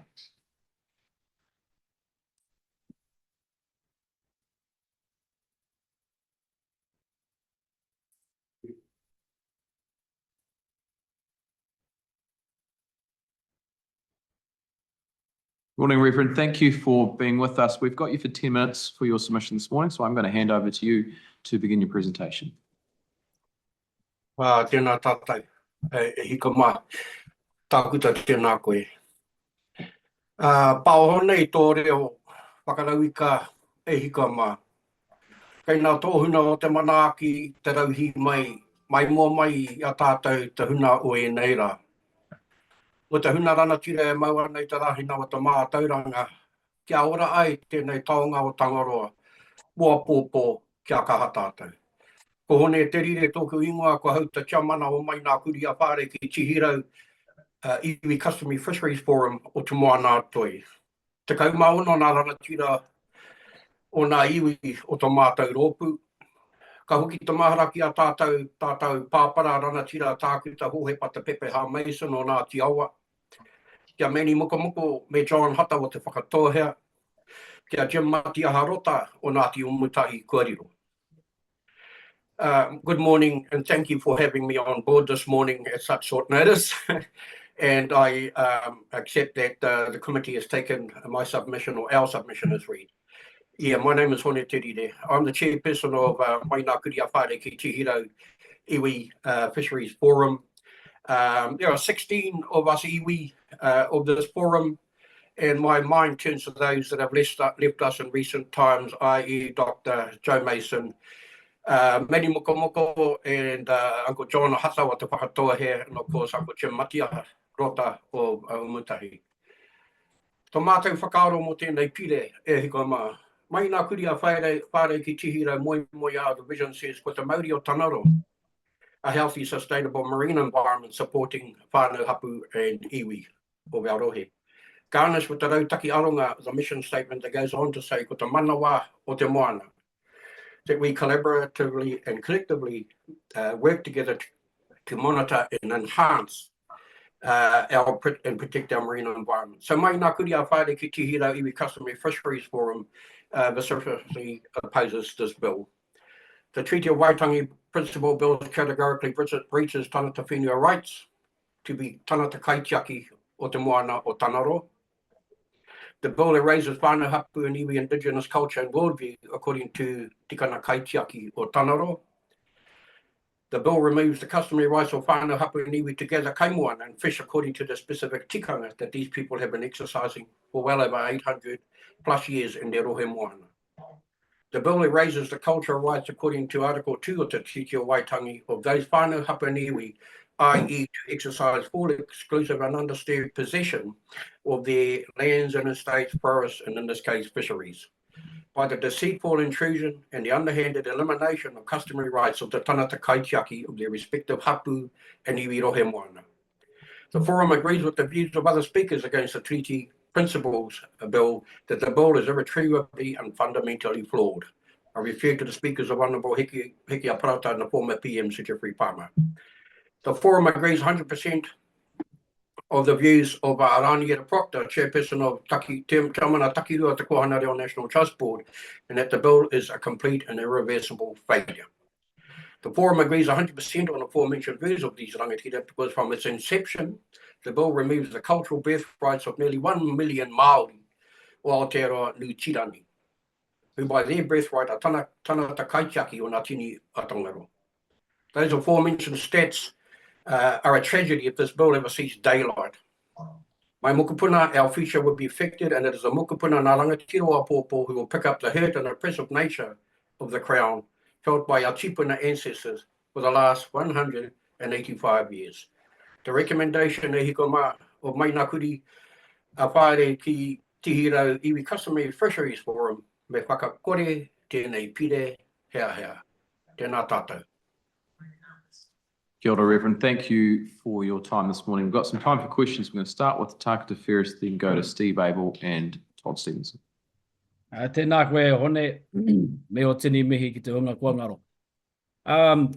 Hone, our people suffered raupatu, confiscation, colonisation, largely meted out over the land. A loss of land, a loss of forest, a loss of economic base, but not really meted out in the oceans. And us, a coastal people, we still maintained all our ocean practices right up until my generation. And then in 2004 had to deal with the mass confiscation of those rights. Now, with regard to our customary fishing rights and our rights in general in our rohe moana, what do you see this bill doing to those rights? Yes, tēnā koe mo tērā pātai e tākuta and tikatau. Yes, thank you for that question. It's an important question that's relevant. I mean, looking at the kaimoana fisheries regulations and so forth, where I turn to the kōrero o tōku o tā tātou nei pāpara te Pepeha Mason, Uncle Joe Mason, where he says that, you know, nowadays we're covering up the rohe moana. And each of those iwi that I've mentioned have rohe moana, gazetted rohe moana out in front of their respective oceans, whānau, rohe space. And it's an interesting because he says, you know, yes, tikatau tākuta, we're drawing lines in the sand on our whenua. Now we're beginning to draw lines in our ocean, which the Crown has put on us, and have actually even determined how and those lines in the ocean are determined. So we have rohe moana space out there that belong to each of the rohes. For example, Tauranga moana, Ngā iwi e toru, Te Aroa Waka have their rohe moana, and so does Ngāti Awa and so on, so in our whanaunga down the coastline. So that's what I'm referring to. And the process of going about that is just so oppressive in its nature. It's like you have to follow this process to establish your rohe moana.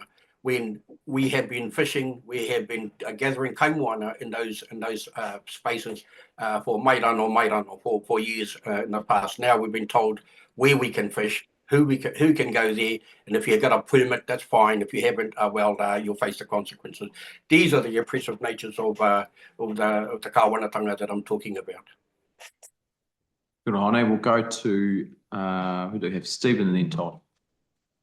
Kia ora, yeah, I'm sort of following on that question, the customary rights that iwi have to the foreshore seabed Takata Moana, that has been a basis for defence, for example, of Te Whanau Panui against oil drilling in their customary waters, more recently and prominently defence of Taranaki iwi against seabed mining. This bill is another step towards essentially raupatu and confiscation of those customary rights and diminishes the ability of iwi to uphold their kaitiakitanga status and their ability to sort of protect traditional customary resources. Would you agree with that? Yeah, tēnā koe, Steve. Yes, it it really doesn't go far enough, though, if I may put respectfully add to that. And why I say that is because the processes, the legislative processes, at the end of the day, we can apply for rohe moana status to protect our kai moana and so forth, and all those relevant points that you mentioned. At the end of the day, it's the Minister of Fisheries and Oceans, I think that's what he's called these days, that determines whether that will be supported or not. That's the problem we have. It's that process. But you are quite right, Steve. It's about protecting our kai moana. I'm here because for my mokopuna, for our mokopuna, for our next generation, to ensure that they have taonga for their future and so forth. So yeah, I agree with where you're coming from. Kia ora. Steve. Todd Sims. Thank you, and thank you for your submission. And it seems to, your submission seems to be there are different customary rights, particularly around fishing for Maori. What would you like to, how would you like to exercise those rights? What would they look like in reality? Well, I refer back to the previous speaker before me, and that he talks about those rights. From a Māori worldview, Māori perspective, we've always had, if you like, you know, for us it's the tikanga, the ability to gather our kai moana according to our tikanga, to each iwi, hapu, whānau and so forth. That's what I'd like. This bill would remove that, would prove it to be a challenge. It talks about rights under Te Tiriti, and I refer to Article 2 of the Tiriti, that we have undisturbed possession of our, and I refer to in this case, relevant to my kaupapa, fisheries. It's about continuing to do those customary things that we do unhindered, and as it is of our cultural right to do so. That's what I'd like to see. Thanks, Todd. Kia ora, Hone. Thank you for being with us this morning and for your presentation. We appreciate your time. Thank you. Kia ora. We're going to move to our submission from the Waikato District Council, and joining us will be Jackie Church as the Mayor, and also Lisa. I have Lisa's surname, sorry.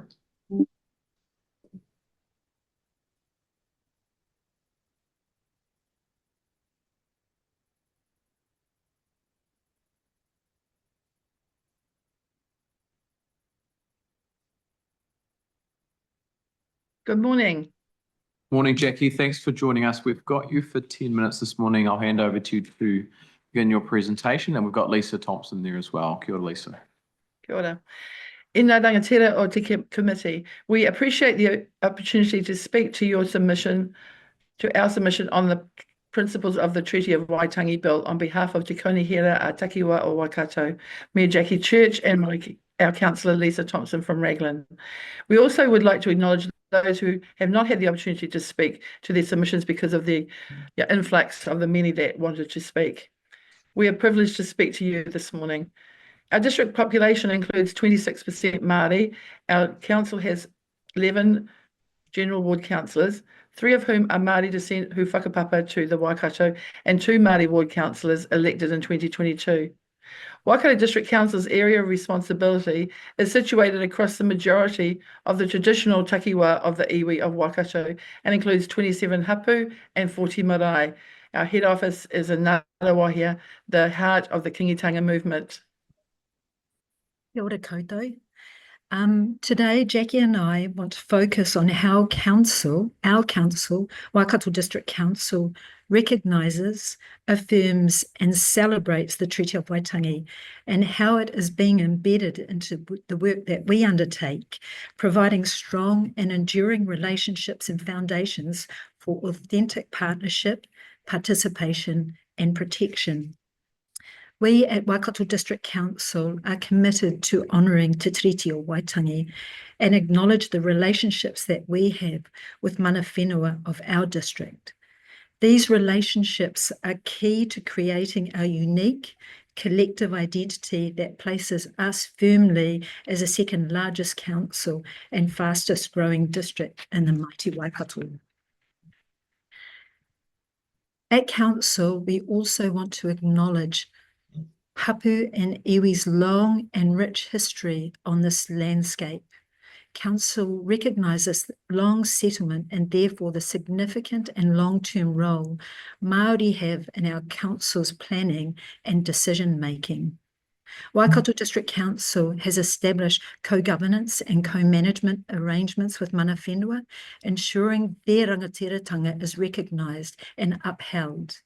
Examples of these are our joint management agreements with Waikato Tainui and Te Nehi Nehi Nui, both of which continue to influence positive change for both council and our iwi partners. These relationships enrich our decision-making in council, giving historical context to issues and to help cultivate council's approach to key issues, challenges and opportunities that are important to hapu and iwi and to our wider communities. Establishing our council's Toitu Marae Forum is a vehicle to amplify the voice of marae and hapu across our district and our council planning processes and decision-making. This is integral to building strong and enduring and meaningful relationships with Māori, with whānau, with hapu, with iwi.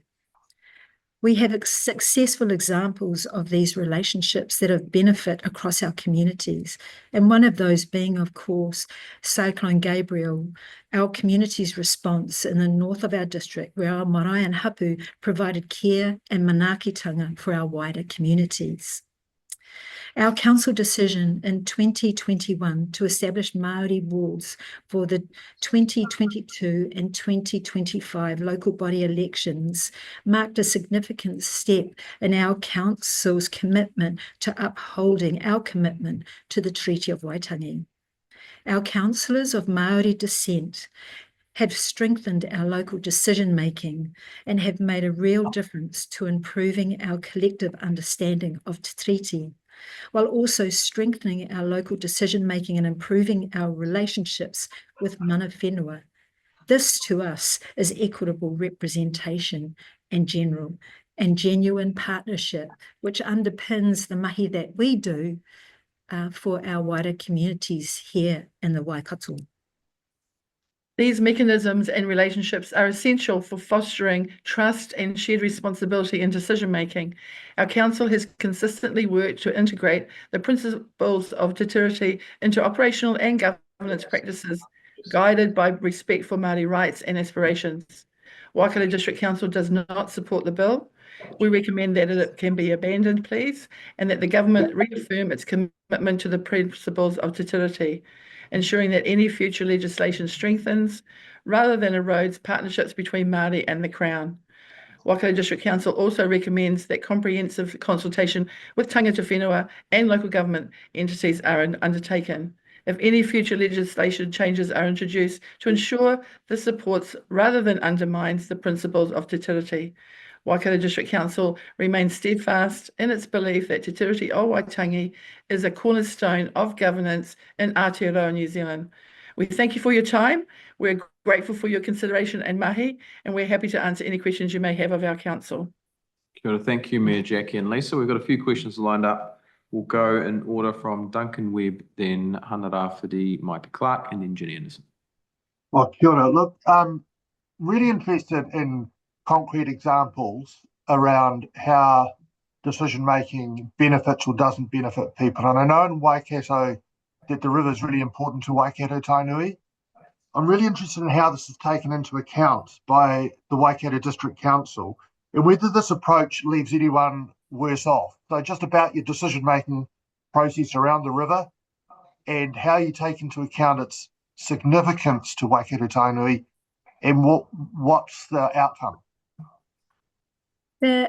Well, we give effect to Te Ture Whaimana and the decisions that we make in terms of the Waikato River, and that is the lifeblood for us in the Waikato, and that we work closely with Waikato Tainui through our joint management agreement that we have with them, and that opens us up to that engagement with our partners of Tainui, and without our partnership, with our iwi partners and tainui, we would not have the cultural capacity or the understanding of the importance of the river to our people, both Maori and non-Maori, because it provides for all of the communities that feed from the river, and not just the river itself, but all of the tributaries that contribute to that as well. That widens also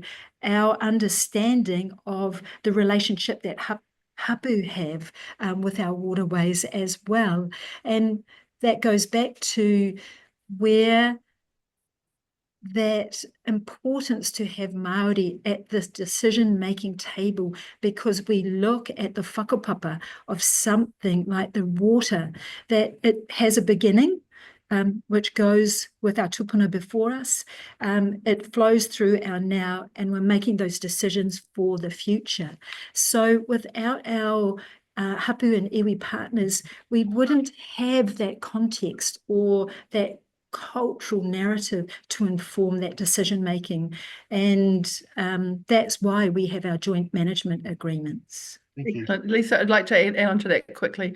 And Te Ture Whaimana is one of, we speak with that at top of mind in our council all the time, but you should also be considerate of the fact that we reference this very much in our Three Waters space, in terms of partnering with the Te Ture Whaimana and understanding that the spiritual background of the awa, but also for all New Zealanders, how the longest and best river in the New Zealand Aotearoa is precious to us all. And also particularly in these water spaces where I believe 60% of the water for Auckland comes out of the Waikato and the Waikato District Council area. So there's very much that. And the other thing is we've just done this last couple of years is a towel strategy around environment. I know Hannah's got a question as well. And so the environment. So we blend these things with partnership with local iwi around things like our environmental strategy and our Three Waters. Thank you, Mayor Jackie. We'll go final question from Hannah Rafferty. Thank you, Mr. Chair. Well, I just want to make a few comments. Thank you so much, Mayor Jackie and Lisa Thompson. I know from first-hand experience how much you advocate for Māori wards and the amount of relationships that you have with PSGs, Waikato Tainui, and also Kingi Tangata. That brings me to my question, if I can fit it in. Waikato District Council, Waikato Regional Council has such an amazing relationship with their partners. So how detrimental will this bill be to council if it goes through? I believe that we will continue as a local government to partner up with our iwi, and we represent all the people and partner up, and we believe in the Te Tiriti. Awesome, beautiful. Thank you both. Thank you both for being with us this morning. That's the time we have, so I just want to acknowledge your submission and pass on the committee's appreciation. Thank you. We're going to now move to our submission from Waitaha ki te Waipaungamu, and I don't have a name, but the submission is from Lesley.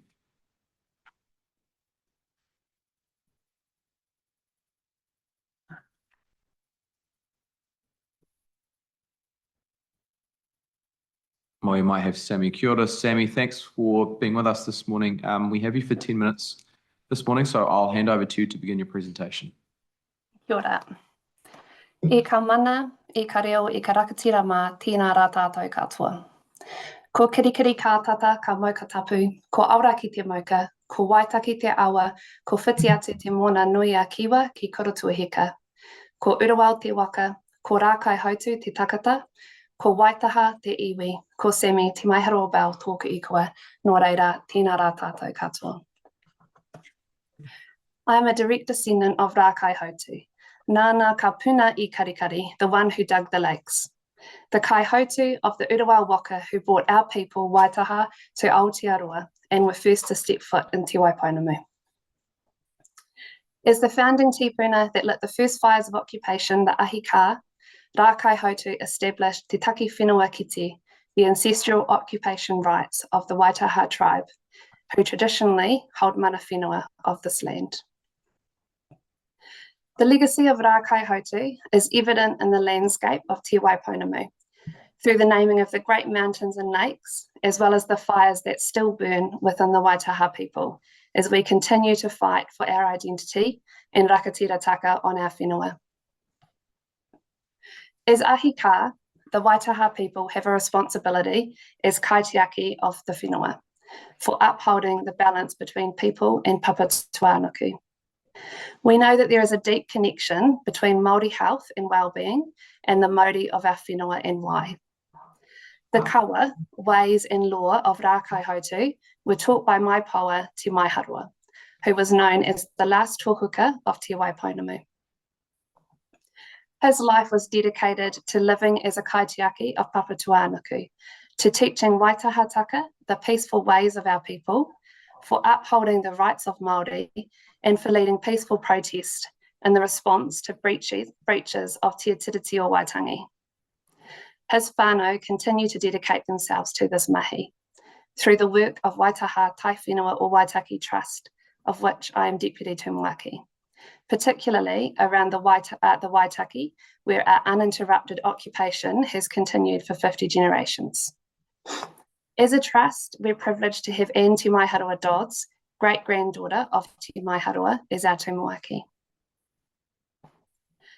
We're speaking as Waitaha ki Te Waiponamu, the descendants of Rākai Hautu, ahika and kaitiaki of this whenua. We take our written submission opposing this bill as read and reiterate that we strongly oppose and reject this bill.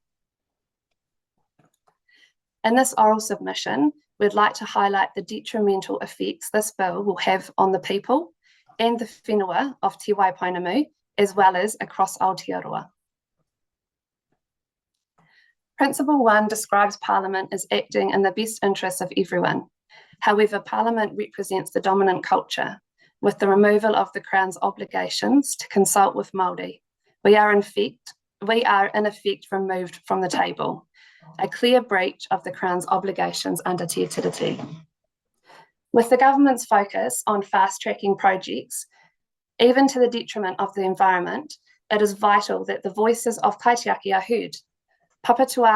Papatuānuku needs the ahika, the mana whenua, to share her voice to sustain the mauri of the whenua, awa, and Moana. Ka ora te whenua, ka ora te takata. When the land is well, the people are well. The Trust, on behalf of Waitaha, has a long history of protecting the environment in Te Waiponamu. Two contemporary examples where Papatuānuku was protected are Meridian Energy's Project Aqua and North Bank Tunnel projects. In the face of determined opposition, as we peacefully fought to protect the mauri of the Waitaki, both projects were terminated. It is imperative that iwi as kaitiaki continue to have a seat at the table.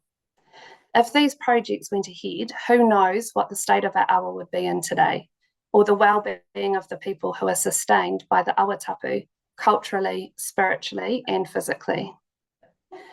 In more recent times, we've worked with the Waimati community to stop the construction of New Zealand's first large-scale energy-to-waste plant near Glenavy in South Canterbury, a mere 4 paddocks from where our people live. Having the kaitiaki voice to support a community when faced with strong-arming by business and the power of the dollar only strengthens the democratic process. Also, as our footsteps have been on this whenua for so many generations, we have a large number of sites of cultural significance across Te Waiponamu. Many not written about, but shared in the oral histories of Waitaha people. The risk of not having ahika and mana whenua voice in consultation is the thoughtless destruction of our history. A clear example being the Pegasus Township, where a Waitaha pa was destroyed in the pursuit of development. This cultural abhorrence cannot be rectified, nor should it be repeated. Principle 2 states the Crown recognises and will respect and protect the rights that hapu and iwi Māori had at the time Te Tiriti o Waitangi was signed. However, this has been limited to those who have successfully settled a claim. At the time of signing, we had and were guaranteed tino rakatirataka, sovereignty over our whenua and our tauka. This has never been ceded. However, our rights have continued to be eroded. How does this bill uphold the rights of Waitaha ki Te Waiponamu as an iwi the first people of this land, when despite fighting for years to get a treaty settlement over the line, we have been continually pushed back. The rights that we had at the time of the signing, although guaranteed under Te Tiriti, have yet to be upheld. This bill would be hugely detrimental to us as an iwi if we were to pursue any treaty claim in the future. Other iwi and hapu who are yet to settle a claim will be in the same boat. Principle 3 of the bill speaks to equality. However, equal treatment does not mean equal outcomes. In the context of the history of this country, equal treatment, when enacted by hegemonic and discriminatory legislation, systems and structures, is just another name for cultural assimilation. Equality seeks to prevent rather than protect the right to tino rakatirataka. Aotearoa instead needs an equity agenda, not equality, to ensure everyone enjoys the same fundamental human rights without discrimination. The writer of this bill is well aware that enacting equal rights is impossible, as 185 years since the signing of Te Tiriti finds us with very different start lines, opportunities and resources due to generations of colonial oppression. The impact of enacting equality under the law would create greater inequity in this country. Finally, Waitahataka is peaceful. We protect our whenua and wai, our culture and histories, and we manaki the people. We are welcoming and inclusive to our cousins who migrated from Te Ika a Maui and to the Pākehā and Tawiwi when they arrived in the 19th century. We work together with our community while upholding our responsibilities as kaitiaki to honour Te Tiriti. In return, we ask the Crown, our treaty partner, to fulfil its obligations and honour the true intent of Te Tiriti at the time of signing in 1840. A first step would be to kill this divisive bill immediately. Toi tu Te Tiriti, nō reira, tēnā koutou, tēnā koutou, tēnā rā tātou katoa.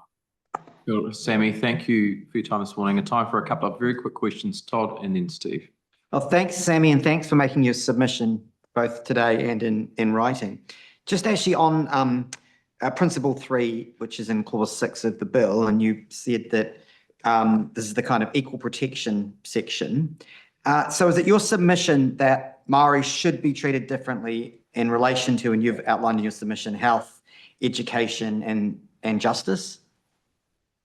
It's not that Māori should be treated differently, it's that everybody in this country should be treated with equity. And so it is the needs that need to be met. It's not about giving everybody the same thing, because not everybody needs that thing. And if we're going to continue, if it is that we are going to be given equal things to everybody, what I'm saying is that we've got different start lines right here. It would have been different back in 1840 when Māori had all of the land. If someone came and gave equal things to everyone at that time, it would be different again. What I'm saying is right now in this state, if we started just handing things out the same thing to everybody, it would not be meeting the needs, especially the needs of Māori. Excellent. Thanks, Todd. Sorry, that's the time we have this morning. So I just want to acknowledge your submission on behalf of the committee and thank you for being with us this morning, Sammy. Kia ora, ngā mihi kia koutou. We're now going to invite a submission from Amohaere Houkamau. Tēnā tātou. Kia ora, Amohaere. Thank you for being with us this morning. Nice to see you again. We have you with us for 10 minutes this morning, so I'll hand over to you to begin your presentation. Ko hikirangi te maunga, ko Waiharoa-Bell, ko Ngāti Parau te iwi. Tēnā koutou ngā mema o te komiti e kiti ana I ngā whakaro o te motu pā ana ki tēnei pere, te Treaty of Waitangi Bill. I just want to say that the first part of my written submission established the context for my submission. And as with the previous speaker, I am a direct descendant, 7th generation of mai te puna Māori Rangi Waia, who signed Te Tiriti o Waitangi at Waiapu on the 1st of June 1840. I write this submission as an expression of the long-standing tradition that we as the descendants of the partner to the Crown, in terms of Te Tiriti o Waitangi, the legacy that we continue to maintain, the practices that we continue to evidence as part of our everyday lives. These are expressed in a range of forms, but it is a statement around the treaty is a living document for us. It is a way of life. It is a practice.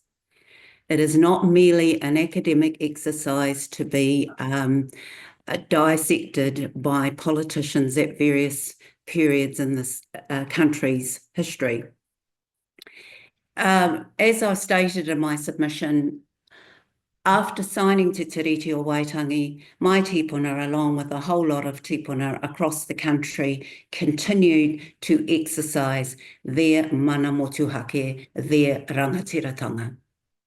So they certainly upheld to the notion of that they agreed to in terms of Article 2, where they would maintain tino rangatiratanga over their taonga, their possessions, their whenua, and all that those taonga encompassed. Furthermore, these actions, they also adhered to the principles in terms of Article 3 around active citizenship rights, and those again have been demonstrated by their participation in the various World Wars, and also as members and contributors to our parliamentary system. So what we're seeing here is really a lived and expression of both rangatiratanga as well as a recognition of our rights and obligations and expectations as citizens of Aotearoa New Tireni. The second part of my submission reiterates that our tipuna signed Te Tiriti o Waitangi. They, and that is the Māori version of the treaty. And in that, they were very clear in understanding the respective clauses and the intent and the wairua of Te Tiriti. So it is without any question that they were clear, they were not ceding sovereignty, they were asserting rangatiratanga. They were accepting that the Crown had the need and an obligation to provide kāwanatanga for those of its subjects that up until that stage and actually continuing were creating disruption within the country, were lawless and needed to have the law of the kāwanatanga or New Tireni exercising the level of authority required to temper that type of behaviour that was occurring in 1814. And unfortunately, this bill was another reflection of that ongoing lawlessness. The third section of my submission adheres to the practices that we as descendants of the signatories continue to uphold. As I've said in my submission, I've had the privilege of walking and working on both sides of the treaty table. I have had the privilege of being a chief executive for the Ngāti Pro Runanga, and also subsequently the Rongo Whakaata Iwi Trust. I've worked as a senior ministerial advisor with the John Key-led coalition government of 2008 and then through to 2017 under the leadership of the Honourable Bill English. In that time that I worked for the Honourable Bill English, I worked primarily in the areas of supporting the discourse between the national government and also the Māori Party, looking at ways in which we could truly give effect to the partnership and to the intent of the treaty. In that discourse, there were many opportunities to identify policies and projects that would actually enable the Crown to fulfil its obligations as an honourable treaty partner. And there are many examples of that, and I suppose the most obvious examples are the treaty settlements that were made. So throughout that period of time, there was constant work and effort by both the Crown and iwi to forge new pathways to give true meaning and effect to the Te Tiriti o Waitangi. And it is with some remorse, it is with some surprise, it is with some concern, obviously, that we are now doing a U-turn on what I consider to be one of the more enlightened periods of our parliamentary history, when we were truly trying to act in accordance with Te Tiriti o Waitangi. The fourth section of my submission talks about, well, it cautions us really. It says it is not in the best interest of this country for us to cherry pick dissertations, presentations on articles on the treaty that somehow support a particular view. And I'm referring primarily to the referencing of Tā Apira Ngata's articles on Te Tiriti o Waitangi. As I stated in my submission, my tūpuna Rewati Kōhere, who was a prolific writer, the editor of Tō Takitini and Pepe Wharaurua, and he, although a close relation and a peer of Tā Apira Ngata, certainly demonstrated that there was robust debate and amongst the two of them and many others on the subject of Te Tiriti. So the caution is that we should not take one view on Te Tiriti o Waitangi as we've seen various organisations do, and use it as some expression of their interpretation of Te Tiriti o Waitangi. We should view these in, as part of a discourse on Te Tiriti, and that there are obviously varying views, and that the views held were primarily held by those with a particular view and agenda at the time.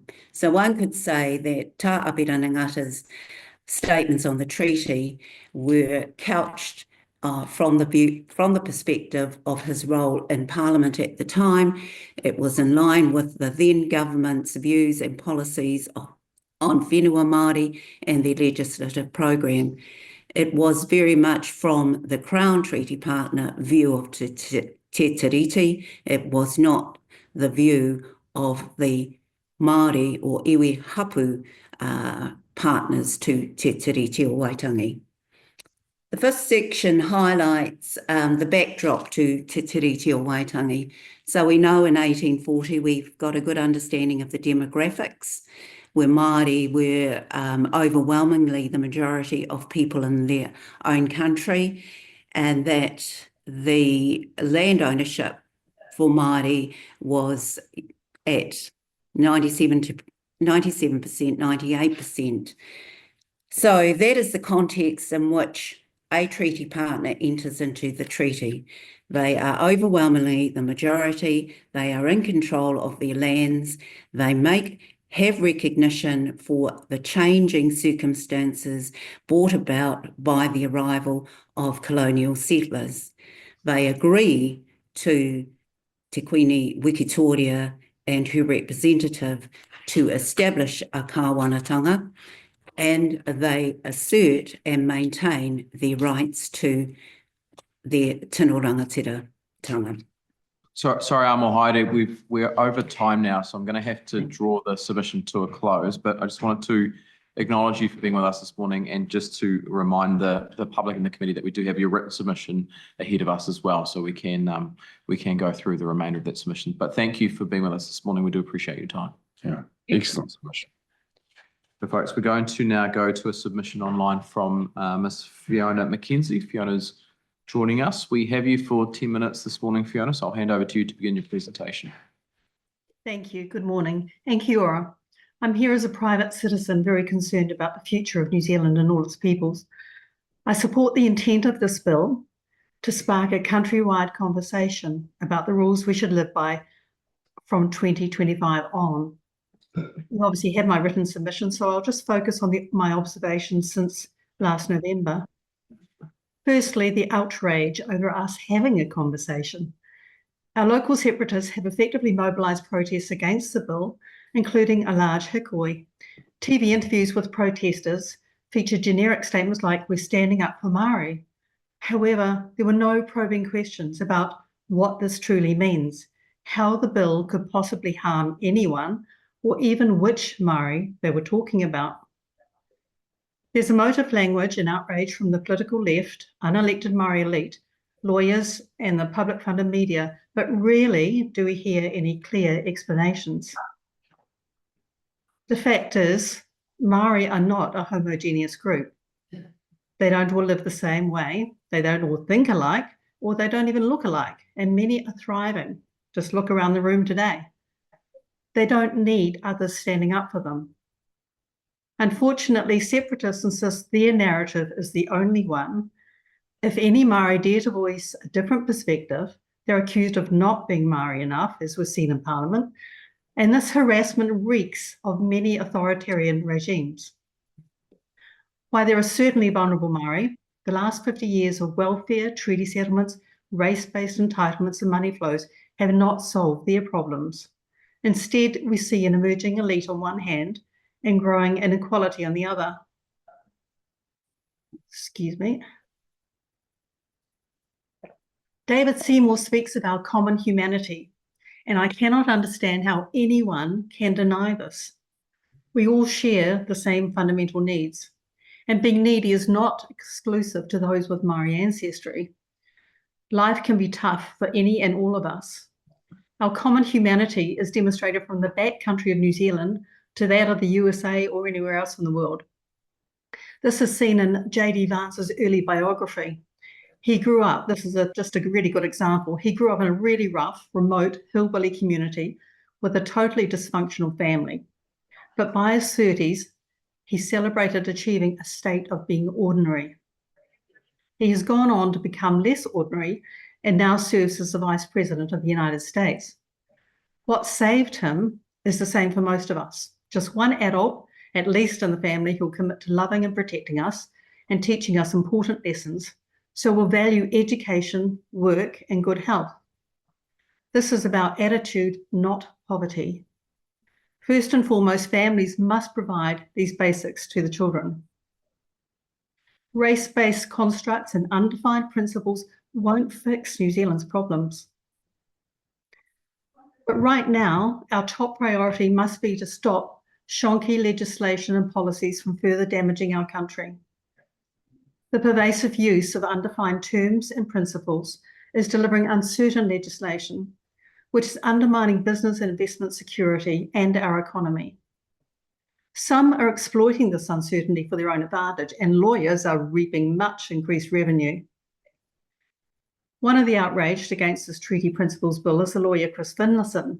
He worked for iwi in negotiating very generous treaty settlements, and he wrote some contentious law incorporating undefined terms when he was Attorney General in the last national government. He has now returned to private legal work for claimants seeking to exploit these laws and settlements. His Marine and Coastal Area Act, for example, has resulted in New Zealand's entire coast being claimed, with hapu or iwi lawyers like him being publicly funded. Now, loose settlements, laws with their undefined terms, are being used to claim tribal control of all fresh water in the South Island. Other tribal leaders obviously have a very keen interest in that outcome. but one does wonder about conflicts of interest. The courts have, to date, generously interpreted undefined cultural terms, consolidating power amongst a few against the interests of all New Zealanders. As a result, the Department of Conservation is also proposing to give iwi preferential rights to the conservation estate. Sadly for all of us, the plan for some sort of tribal-based dictatorship seems to be coming together. Control the water, the coast, natural resources, resource consents and concession renewals, and you control the people. Whether it's contemporary treaty claims, different forms of democracy, co-governance, partnerships, undefined principles to kanga te ao Māori, consultations, or simply race-based priority, the result is much the same, the destruction of our democracy. We New Zealanders are having our democratic rights stripped from us and handed to a dictatorial few, not all Māori even, just to a few. Despite the 2023 election clearly expressing a desire for an identity-blind democracy, the government is persisting with race-based legislation and the handing over of our public assets. Meanwhile, New Zealand's public sector continues to slip down the Corruption's Perception Index. I'm just surprised it hasn't plummeted further because of our lack of transparency and so much power and taxpayer money being directed to unelected, unaccountable individuals and projects. Safeguards and transparency are simply not being built in. Many New Zealanders fear speaking out, and we haven't been invited to the conversation, apart from now. Afraid of losing jobs, businesses, or concessions, or simply being deplatformed or cancelled, as many have been in recent years. And isn't that the measure of corruption? The private sector, media, education, and professional bodies are persisting in their ideological agenda, showing total disrespect for New Zealanders. It's also eerily reminiscent of the cultural indoctrination in Mao's China. And like China at that time, it's bound to end in division, suffering, poverty for most, and missed opportunities, which is crazy considering the government is trying to grow our economy and seek foreign investment. There will be, of course, some prepared to exploit the situation, especially when it comes to our coast and our natural resources, and this will result in much harm to New Zealanders. In conclusion, New Zealand in 2025 is a very different place from the New Tirani of 1840.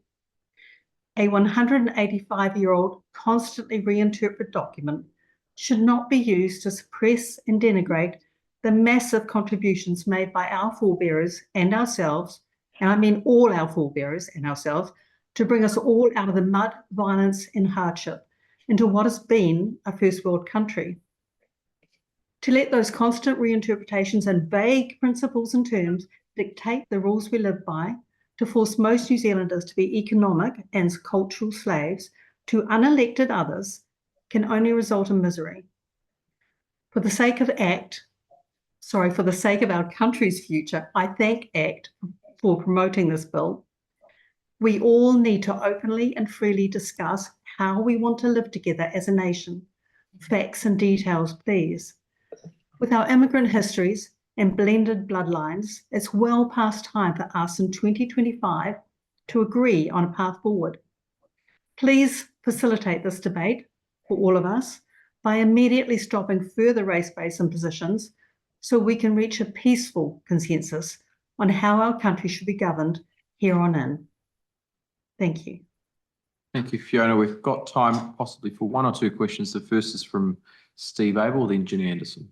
Kia ora, Fiona. I wonder if you recognise that as a white person, being your identity and my identity as it happens, that we will live longer, we will get a more lenient punishment if we come before the court for the same crime as a brown person, we will get better medical care in the health system, and we will get an education that suits our ethnicity, and our entire presence and privilege here is off the back of the theft and the taking of resources from tangata whenua Māori. Do you acknowledge that? No, I don't, and I do not identify as a white person. I identify as a New Zealander. But you are a white person. How do you know that? We won't have a, Steve, questions go through the chair, we won't have a back and forth. I mean, white is a colour, it's an appearance. Steve, we won't see your colour. Steve, Mr. Abel, please, questions will go through the chair. We won't have a debate back and forth with submitters. I think that's probably enough. No, time. can I just do it quickly? Sorry, I was waiting. I thought I was up. Hello, Jenny. Nice to meet you. I hear you on the radio. Sorry, Fiona, Jenny. So everyone in the room, we'll bring the meeting to order. You do have to work through the chair on this. So I'll go to Jenny Anderson for a question and then we'll wrap up the session. But please don't engage in discussion with each other across the table. Jenny Anderson. Thank you. Recently, thank you for your submission. There's a lot of very interesting views in there. Recently, just in the last week or so, the government passed legislation that acknowledges or recognises Taranaki Maunga as a legal personality. And part of that legislation really reflects the fact that Taranaki iwi are tangata whenua in New Zealand. That bill was voted for by the ACT Party as well, because all parties in government supported recognising Taranaki Maunga as a legal personality in New Zealand. I'm just wondering if you think ACT's position on this Treaty Principles Bill sits the same as, or it doesn't quite sit well with that legislation around Taranaki Maunga that they just voted for. I haven't read the bill, so I can't really comment on that. Based on every other little bit of legislation, I would be uncomfortable until I have read it, but I suspect it probably includes some things that would make people uncomfortable. And I celebrate Mount Taranaki. I have climbed it myself and I have tramped around it, and I think it's a very beautiful mountain and I adore being on it. So that's all I can say.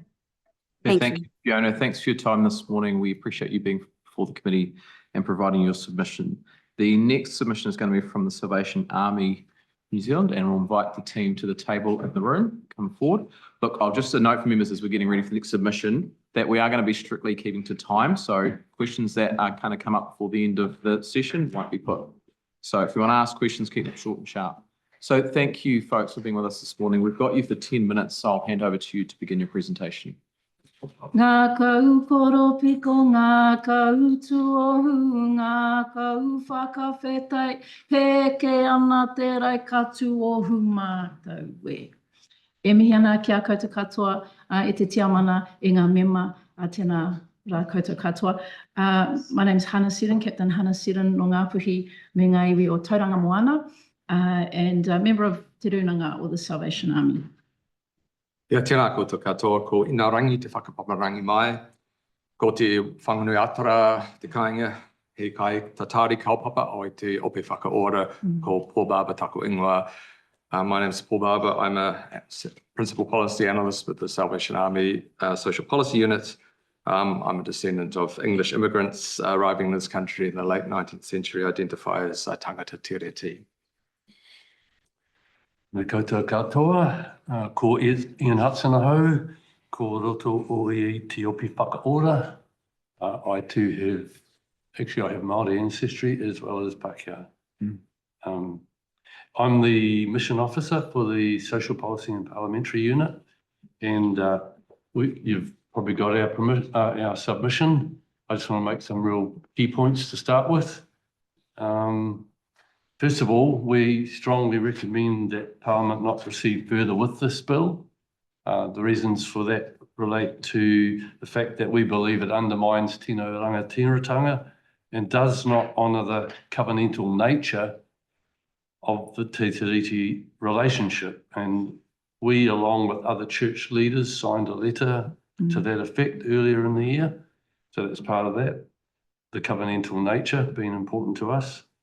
The vision of Te Tiriti is partnership between the iwi and Crown, but a history of dispossession and exclusion undermines this, and we believe this bill will only exacerbate that further and create further disempowerment going forward. We believe it's the bill itself has a really flawed understanding of Te Tiriti, so it's a poor place to start. And finally, we do welcome a debate on this kind of issue because we realise some people don't understand the principles, if you like, but this is not the way to do it. It's flawed at the outset. It doesn't include a proper kind of consultation process. And a yes/no referendum at the end is completely wrong way about going about this kind of issue. So those are the key points. At that point, I'd just like to hand over to Hana to give her perspective. Obviously, as one of the many denominations of the Christian church, at the base we have the Bible, Te Paipira Tapu, and actually a lot of the language around the time of the creation of Te Tiriti o Waitangi comes from the Bible. There's actually a story in the Old Testament which talks about a famine in the land, and the king, the one who was in charge, who was responsible for the land at the time, tuku karakia, he prayed and said, why is this famine been going on for 3 years? What's happening? And imagine his surprise when he found out that it was because of a broken covenant that was made 400 years ago. Some might have thought, hey, that's old news. But to God and to the environment, it was still important. And so this famine was a result of broken promises. And I think about the fact that King David's wisdom and actually receiving that, repenting and making steps towards redressing and restoring and reconciliation led to the most important step, which was the rain began to fall again. And where I serve as a minister, Director of Social Services in Rotorua, we know what it is to be in a state of famine. And so we are calling on you to do the right thing and to receive the wisdom that you're hearing from people and to make the right steps so that the rain can fall as such. Salvation Army has had to look inward at our own systems, our own structures, our own policies, and our own heart postures, really, to see, are we actually aligned with Te Tiriti ourselves? And we understand how difficult the journey can be, but where we have moved beyond tokenized Māori participation to a genuine relationship between tangata whenua and tangata tiriti, we've seen real transformation, a move of the spirit and real restoration. And we believe that the impact of that is not just for Māori, but for all, because that is the way of things. Do you say the things you were going to say? I would just like to add a little bit briefly, referring particularly to paragraphs 9 and 10 of our submission, where we talked about our 2024 State of the Nation report. Well, we've actually just released last week our 2025 State of the Nation report, and a key part of that report each year is looking at outcomes and equity, progress towards outcomes and equity for Māori in comparison with non-Māori. In our submission, we talk about the disparities experienced by Māori, and the news is now updated in 2025, those disparities continue. But there are two indicators from our report that we would particularly like to point to that show signs of both the hope and the challenge that we have. First indicator comes around education outcomes for Māori. Māori experience large disparities in the education system outcomes, but when you look at the outcomes for the 5% of Māori secondary students who are learning in te reo, predominantly in te reo Māori, their outcomes show no significant disparities in outcomes.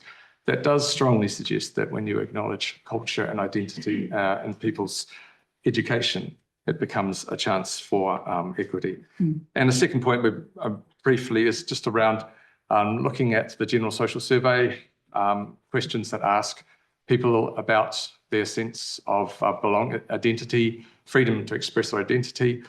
We've noticed the most recent results published late last year show that Māori experienced a 12 percentage point decline in their sense of identity and belonging between 2018 and the latest results, 2023-24. And that's after being at parity with non-Māori in 2018. So I'll leave it at that. There's a lot more that could be said about these things, but we want to leave time for questions. Yeah. So you've got the papers, we've said what we said. If there's any questions, we'll need to respond. Yeah. Thanks, Paul, Hannah, Ian. Any questions from members? I've got one from Carl Bates. I'll take one from Steve after that. Thanks very much, Chair. Kia ora, and thank you for your submission.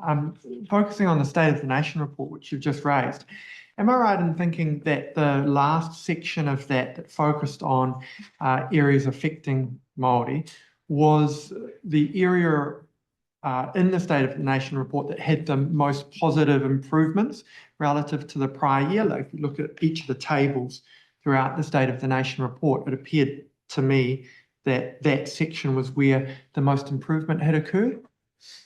Certainly there were some positive signs, and I pointed to that in my response. And I would certainly say that there is change happening for Māori that is positive, and we need to be understanding how that is working and making sure that we consolidate on that. And I'd also add that where that has been positive change, they're often attached to Māori-led initiatives or, things that actually make room for Māori to lead to express tino rangatiratanga, and so flows that kind of positive response.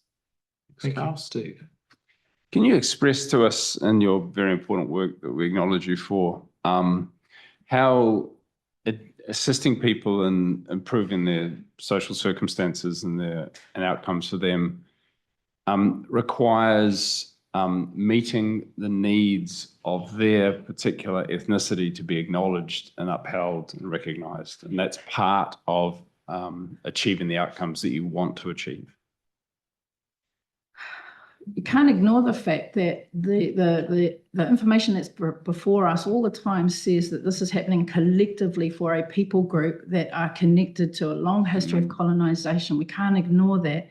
And so, yes, there may be the odd story that someone puts forward as rags to riches, and someone, pulled their bootstraps up and made it. But where I am, outside our church every day, it's Māori who are sleeping in the bay windows.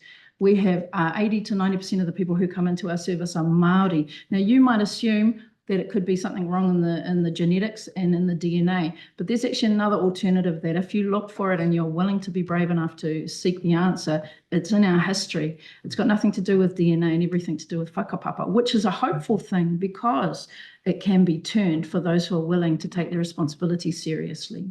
I'm not sure if that's what all of what you're asking for, but one aspect of it is how Māori coming into often experience mainstream services as alien. Sometimes they won't come. That's something we battle with ourselves, because we've been historically a very... Sorry, I apologise, but we are over time now. And we have just for anyone who's watching, we have the timer on the screen just to help guide submissions. So thank you for being with us and in the room this morning and for presenting your submission. We do appreciate it. Yeah, thank you very much. Going to go to a submission now from David Crickmer. David's joining us online. David, thank you for being with us. We have you for 10 minutes this morning, so I'm going to invite you to begin your presentation. Good morning. My name... Sorry, David, apologies. We only have you for 5 minutes this morning as an individual submission, so I'll just reset the clock and won't penalise any time, but I'll invite you to begin now. Good morning. My name is David Crickmer. I'm a retired intermediate school principal and was actively involved in the New Zealand education system for over 50 years at both local and national levels. I have been assured that you've read my submission. As my allocated time is short, I will list the points I want to make in support of the Treaty Principles Bill. Number 1, this bill is purely concerned with the principles of the treaty, which were undefined when they were written into statute in the Treaty of Waitangi Act in 1975. Since 1975, there have been many attempts to define these principles, most notably by the justice system, the Waitangi Tribunal, and by various ministries. This bill is an attempt to rectify this lack of definition by Parliament and put the clear principles contained in the bill into statute law. Number 2, this bill does not in any way detract from the Treaty of Waitangi itself, nor does it amend the text of the treaty. This is stipulated in clauses 8 and 9 of the bill. It does not negate, alter, or halt any past, present, or future settlements that have been reached or will be reached between Crown and iwi. It does not negate, alter, or halt any established or future Maori initiatives and or cooperative partnerships between Maori and businesses, local councils, or indeed the government. For example, the successful partnership agreements between the Far North District Council and the local iwi would be completely unaffected if this bill were to be passed. Number 3, what the bill does do, it sets in statute the democratic foundations for our country, foundations which hitherto have been part of an unwritten constitution, but which nevertheless have been fundamental to our nation. Principle 1 confirms the executive and parliament have the power to govern New Zealand and to make laws in the interests of everyone, not just the majority. In short, Parliament is sovereign. Principle 2 endorses the Crown's responsibility to recognise, respect and protect the rights of hapu and iwi as agreed to in the various settlements of historical treaty claims. Principle 3 provides for equality before the law and, without discrimination, equal protection for all. This bill has opened up a very necessary public debate on this topic. This debate has been very heated at times, as we've all observed. Many on both sides are, however, misinformed about the bill and its actual provisions, leading to emotions running high, with people talking past each other and making false assumptions. This bill is not anti-Maori. It's not anti-anything. It is defining the principles of the treaty, which were never defined in their initial emergence in the 1975 Treaty of Waitangi Act. If anything, it is pro-democracy, a democracy based on the Treaty of Waitangi itself. At present, it appears unlikely that this bill will go beyond its first reading. Yet this bill is setting out the basic requirements of a liberal democracy with respect to New Zealand, a sovereign government, equality before the law, and the protection of the rights of iwi and hapu. What is there about these 3 principles that is so concerning to so many? I urge this committee to take this bill back to Parliament with a recommendation that the treaty's principal bill be debated in the House and that a referendum be initiated so that the country can have its say and decide whether or not these democratic principles should apply to our country now or in the future. Thank you. Thank you, David. Thank you for your time this morning. We are running a bit over, so I'll draw the submission to a conclusion. I just wanted to acknowledge your written submission and thank you for providing your oral presentation as well. Thank you. We're going to move now to a submission from the Community Law Centre's Aotearoa, and Karen and the team are in the room with us. So thanks for being with us. Nice to see you again, Karen, and to your colleagues. We have you all with us for 10 minutes this morning, so I'll hand over to you to begin the presentation. Kia ora to the Select Committee. And Sue is with us online as well. Yeah, thank you. Look, thank you so much for the invitation to make a submission on this bill, which we do oppose. Community Law Centre's Aotearoa is a Te Tiriti or Waitangi-based organisation. We're made up of 24 community law centres who provide legal support to 47,000 people each year and free law-related education to around 30,000 people per year across Aotearoa. And from the 1st of July 2024, we've been made up of a tangata whenua caucus and a tangata tiriti caucus that make decisions together and also elect a board that is 50% tangata whenua and 50% tangata tiriti with co-chairs. And we do this because we believe it's our obligation to honour Te Tiriti, to have the right to serve the people of Aotearoa in the way that we do. And because we believe that we need to be authentic in understanding the journey and the situation of the people we support and also of their communities. So I'd like to now hand over to Karen Hodgson and she'll introduce the team and speak to our submission. Kia ora. Tēnā tātou katoa no Ingarangi no Ngāi Tahu o Kutupuna, ko Karen Hodgson tōku ingoa, he Law Reform Coordinator Aho.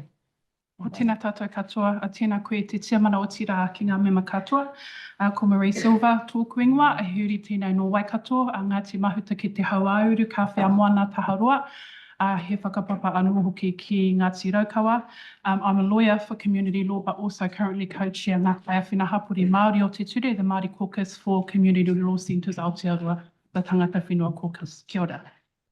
Tēnā koutou, ko Stacey O'Neill tōku e waihe iri tēnei no Ngapuhi, no te kingi whānau o te ngaire. Me mihi ka tika ki a koe, James, kua roa te wā. Me mihi ka tika ki tō mauka, ki te whānau o aro whenua kua whakatipu i a taua, i te tuhi o maru. Tēnā koutou.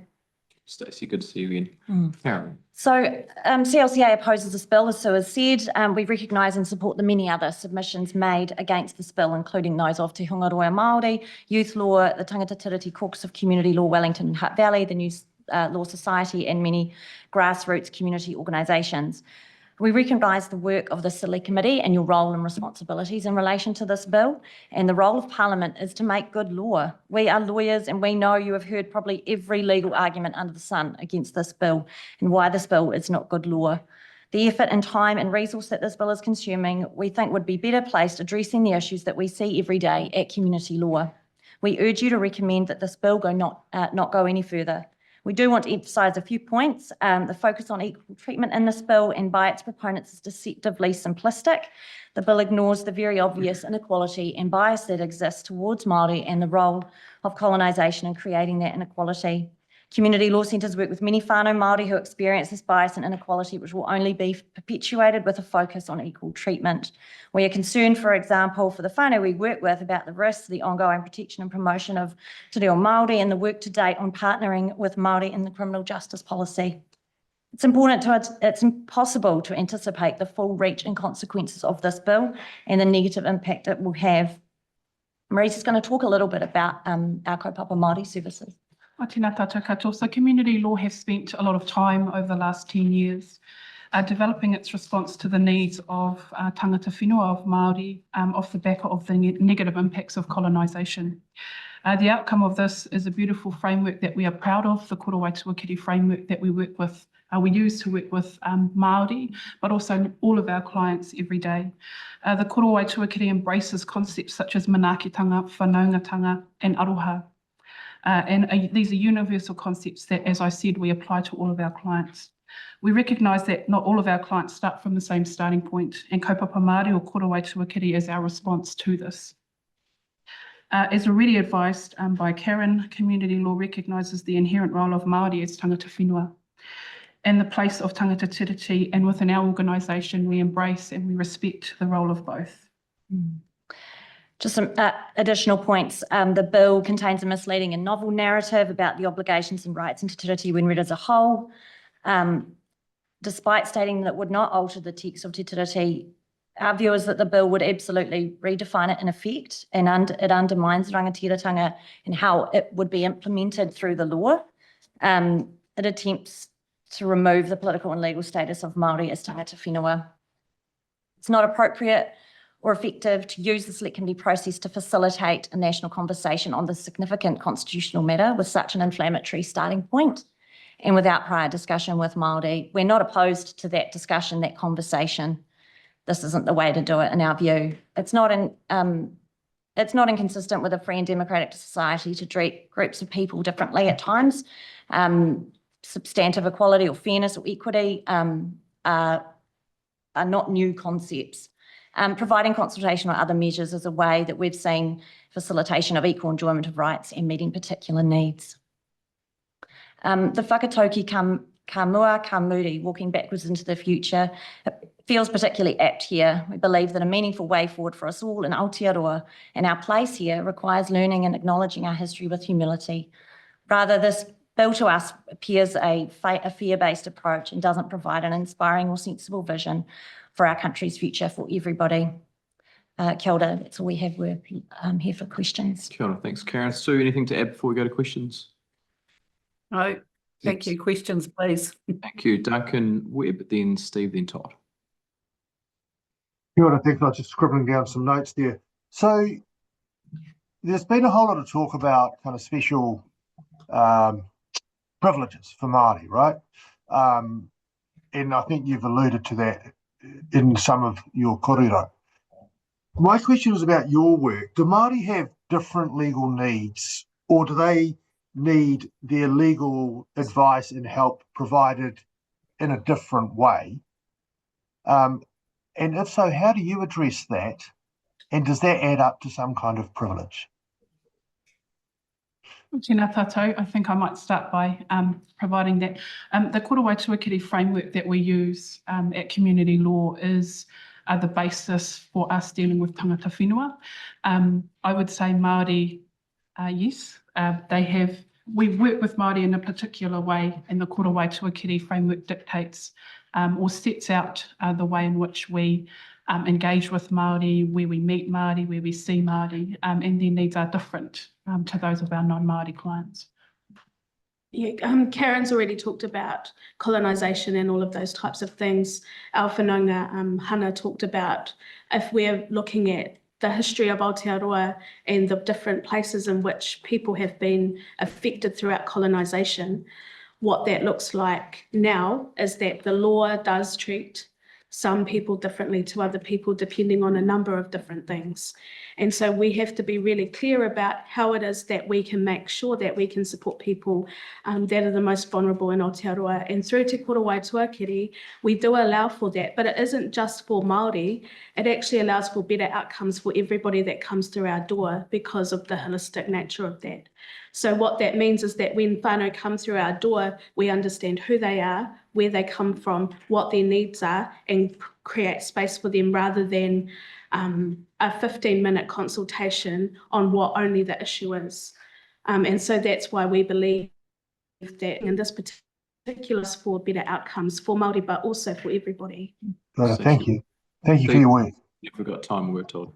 Yeah, mine's a bit of an expansion on that, sort of under the simplistic narrative of one law for all.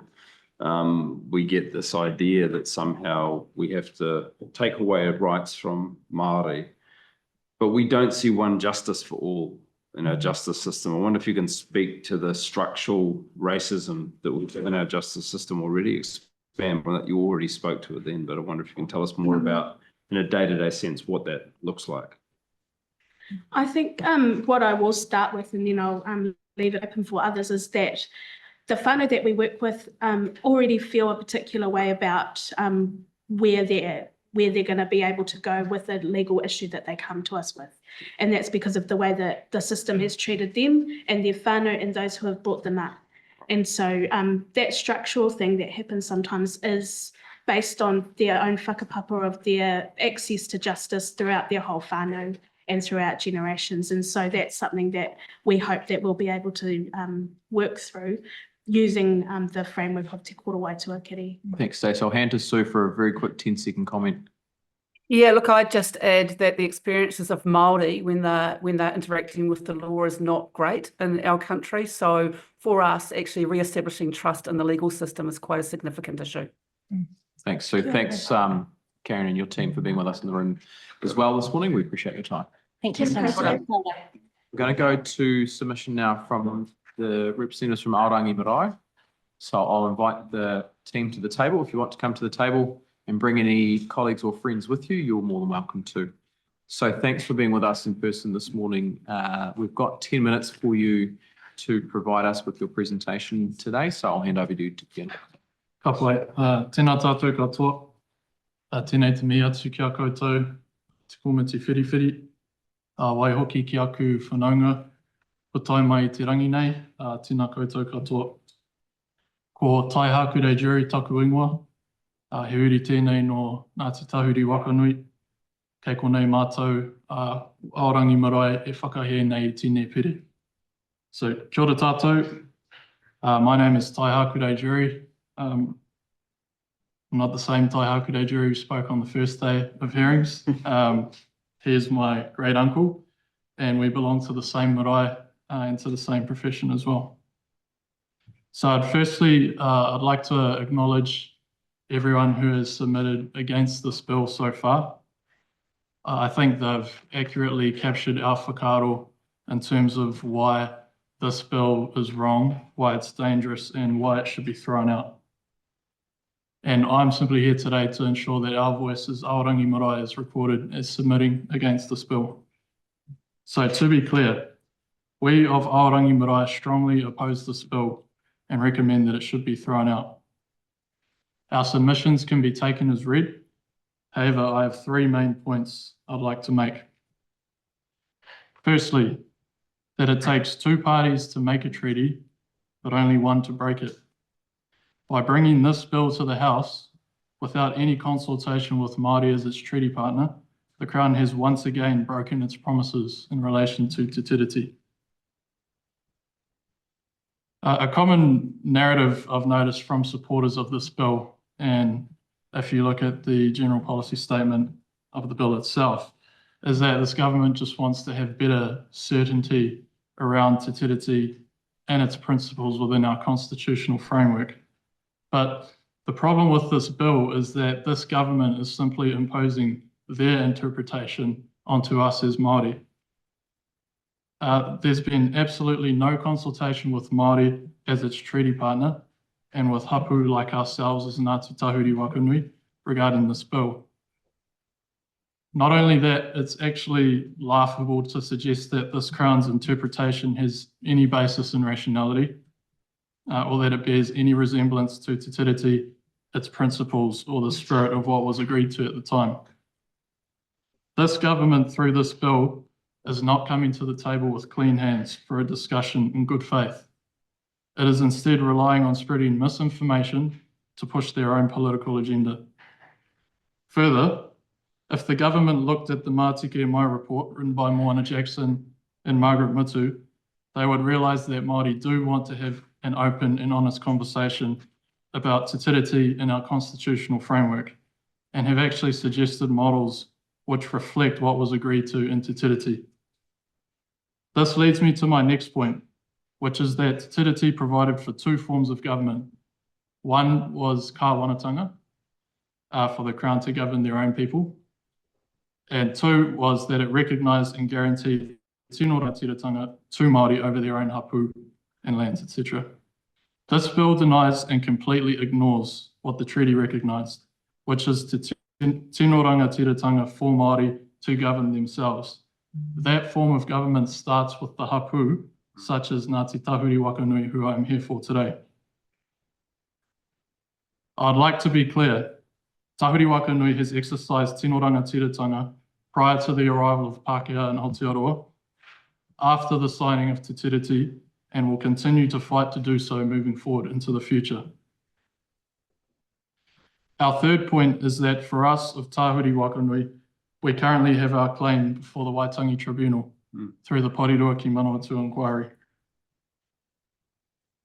I'd like to acknowledge all those who have fought for our claim. Rātou kua wehe atu ki te pō, rātou e ora tonu nei, those who have passed on and those who continue the fight today. We are one of the last groups to settle our historic grievances with the Crown. We are also one of the most landless hapu in the entire country.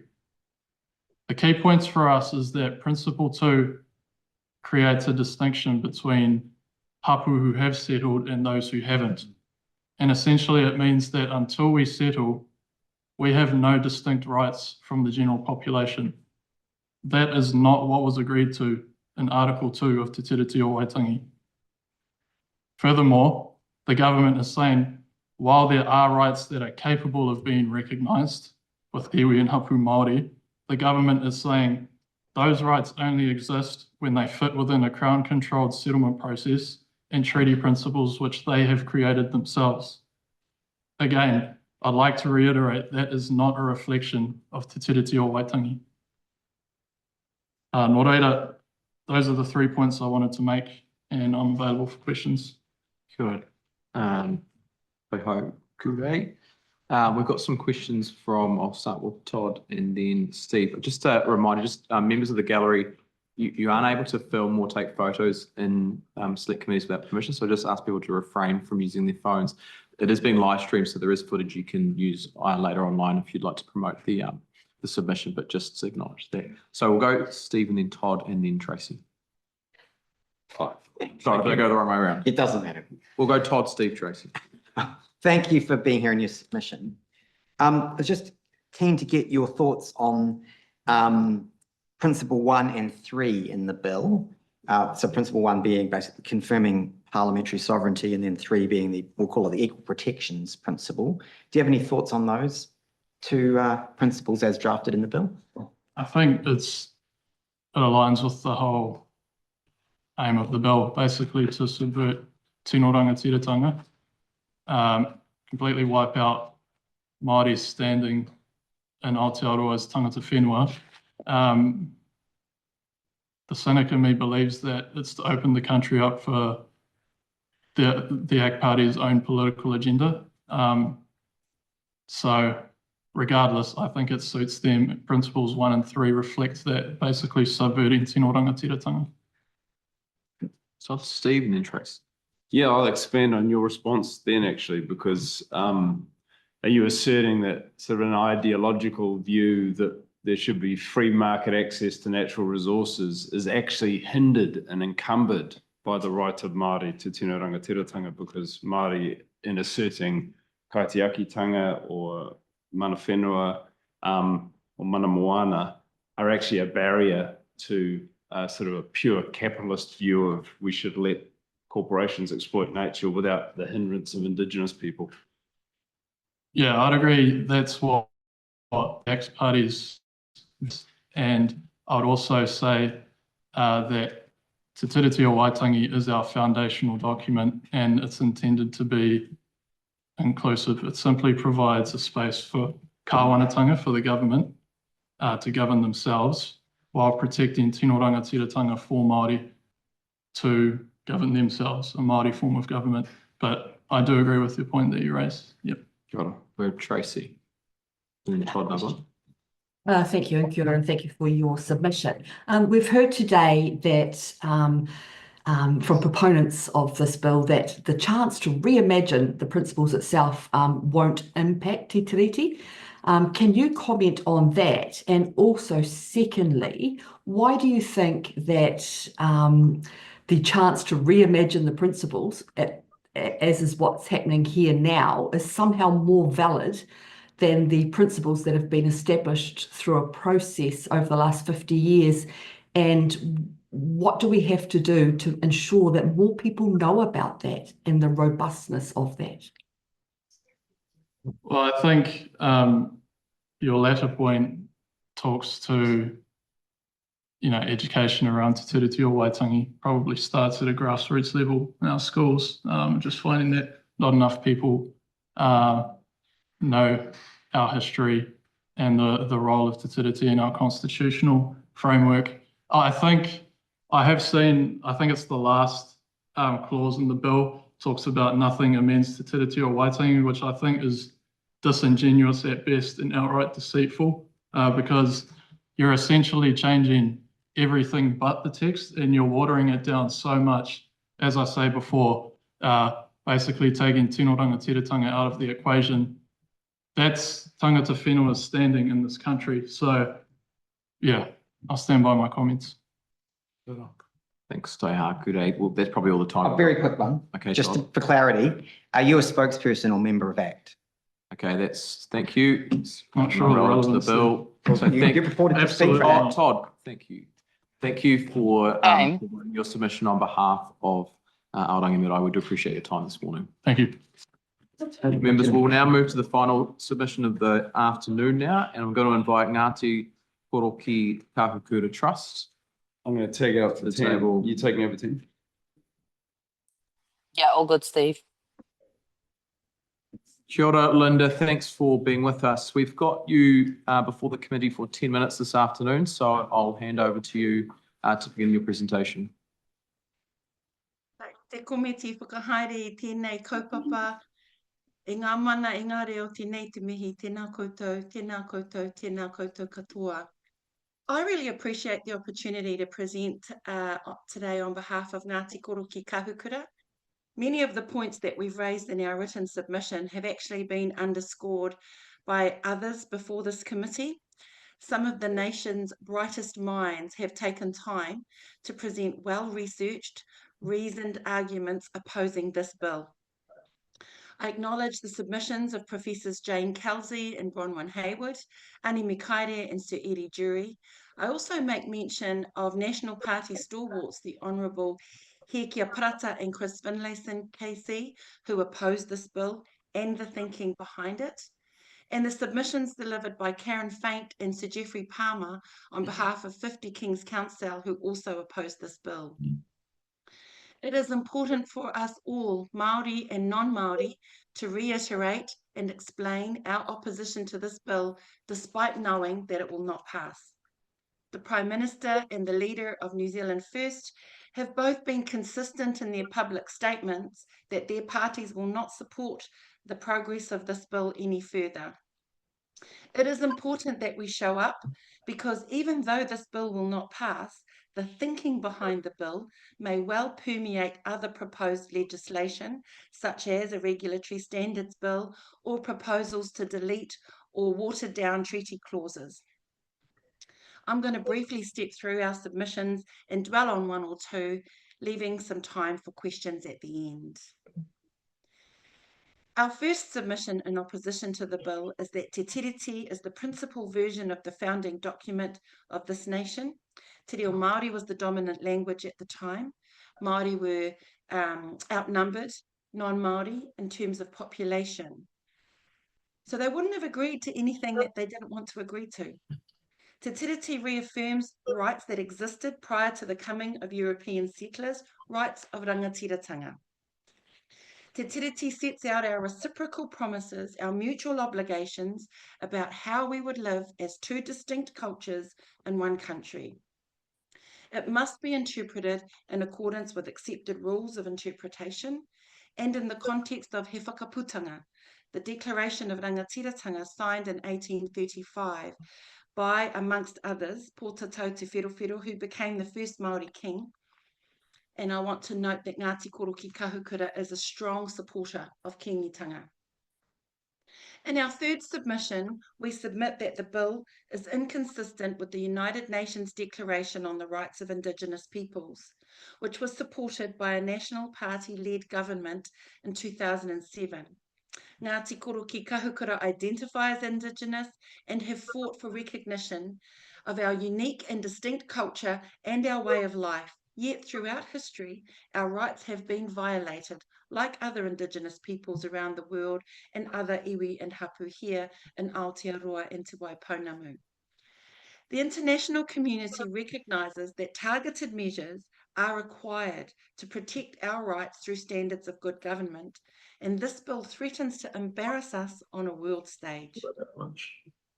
Luckily, the Crown has acknowledged and apologised for violations to Ngāti Koro ki Kahukura's rights in our treaty settlements. We have our own treaty settlement outside of the Raupatu, and we are part of the Waikato Tainui Raupatu settlement as well. And this bill seeks to undermine decades of positive work that's been achieved through treaty settlements and targeted action to address breaches of Te Tiriti, which have led to inequities for Māori and for Ngāti Koro ki Kahukura in particular. And here I just want to quote from our written submission from the independent review of our historical account by an eminent historian. And he said, "There can be no doubt that the combined impact of confiscation and the native land court stripped from Ngāti Koro ki Kahukura the land necessary to sustain their people. The development of European farming, which involved both draining most of the region's wetlands and the gradual silting of its rivers, compounded the effect by destroying traditional food sources. The later decision of government to use the Waikato River for generating hydroelectricity only worsened the plight of Ngāti Koro ki Kahukura.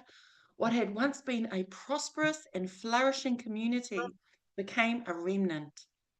One can only salute the courage and ingenuity with which that remnant sustained an ongoing presence and more recently set about restoring Ngāti Koro ki Kahukura's mana in their ancestral rohe." Our fifth submission relates to the idea of colour blindness and equality before the law. We say that our culture is full of rich colour which ought to be celebrated. We have been treated unequally before the law, with a targeted regime that was intended to wipe us out. As the Waitangi Tribunal has reminded us in the Te Reo Māori report, as a nation, we have always acknowledged Māori culture as part of our heritage. The New Zealand coat of arms features a Māori warrior prominently as one of the two supporters. Our national airline sports a Māori symbol, the Kuri, on the tail of every one of its aircraft as they fly across the world. Prominent guests of state are accorded a Māori welcome. Our national rugby team does a haka before test matches. There's always been recognition of Māoritanga as being part of New Zealand's rich cultural heritage.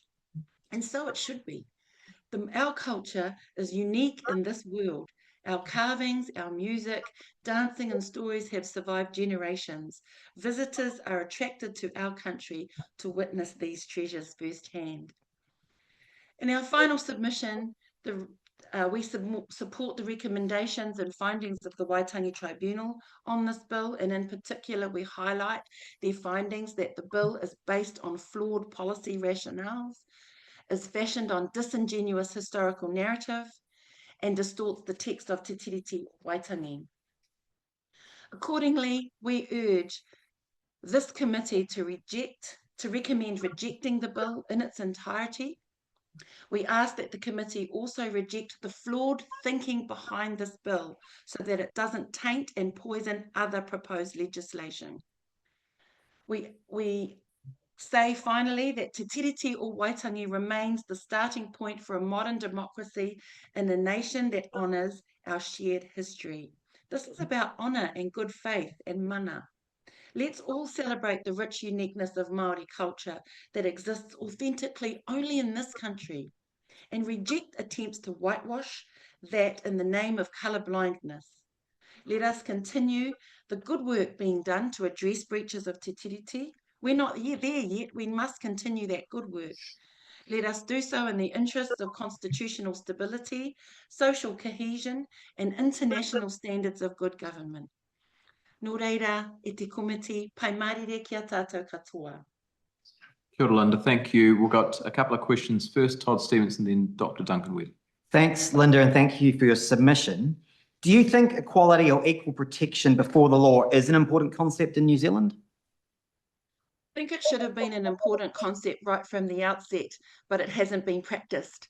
And because of the unequal treatment and the targeted regime intended to wipe us out as a people, wipe out our language and wipe out our culture, what we need now are targeted measures that address those historical violations and restore our mana.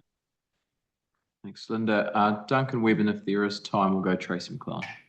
Kia ora, thank you for your submission. You mentioned the United Nations Declaration on the Rights of Indigenous People and the obligations of our government to honour it.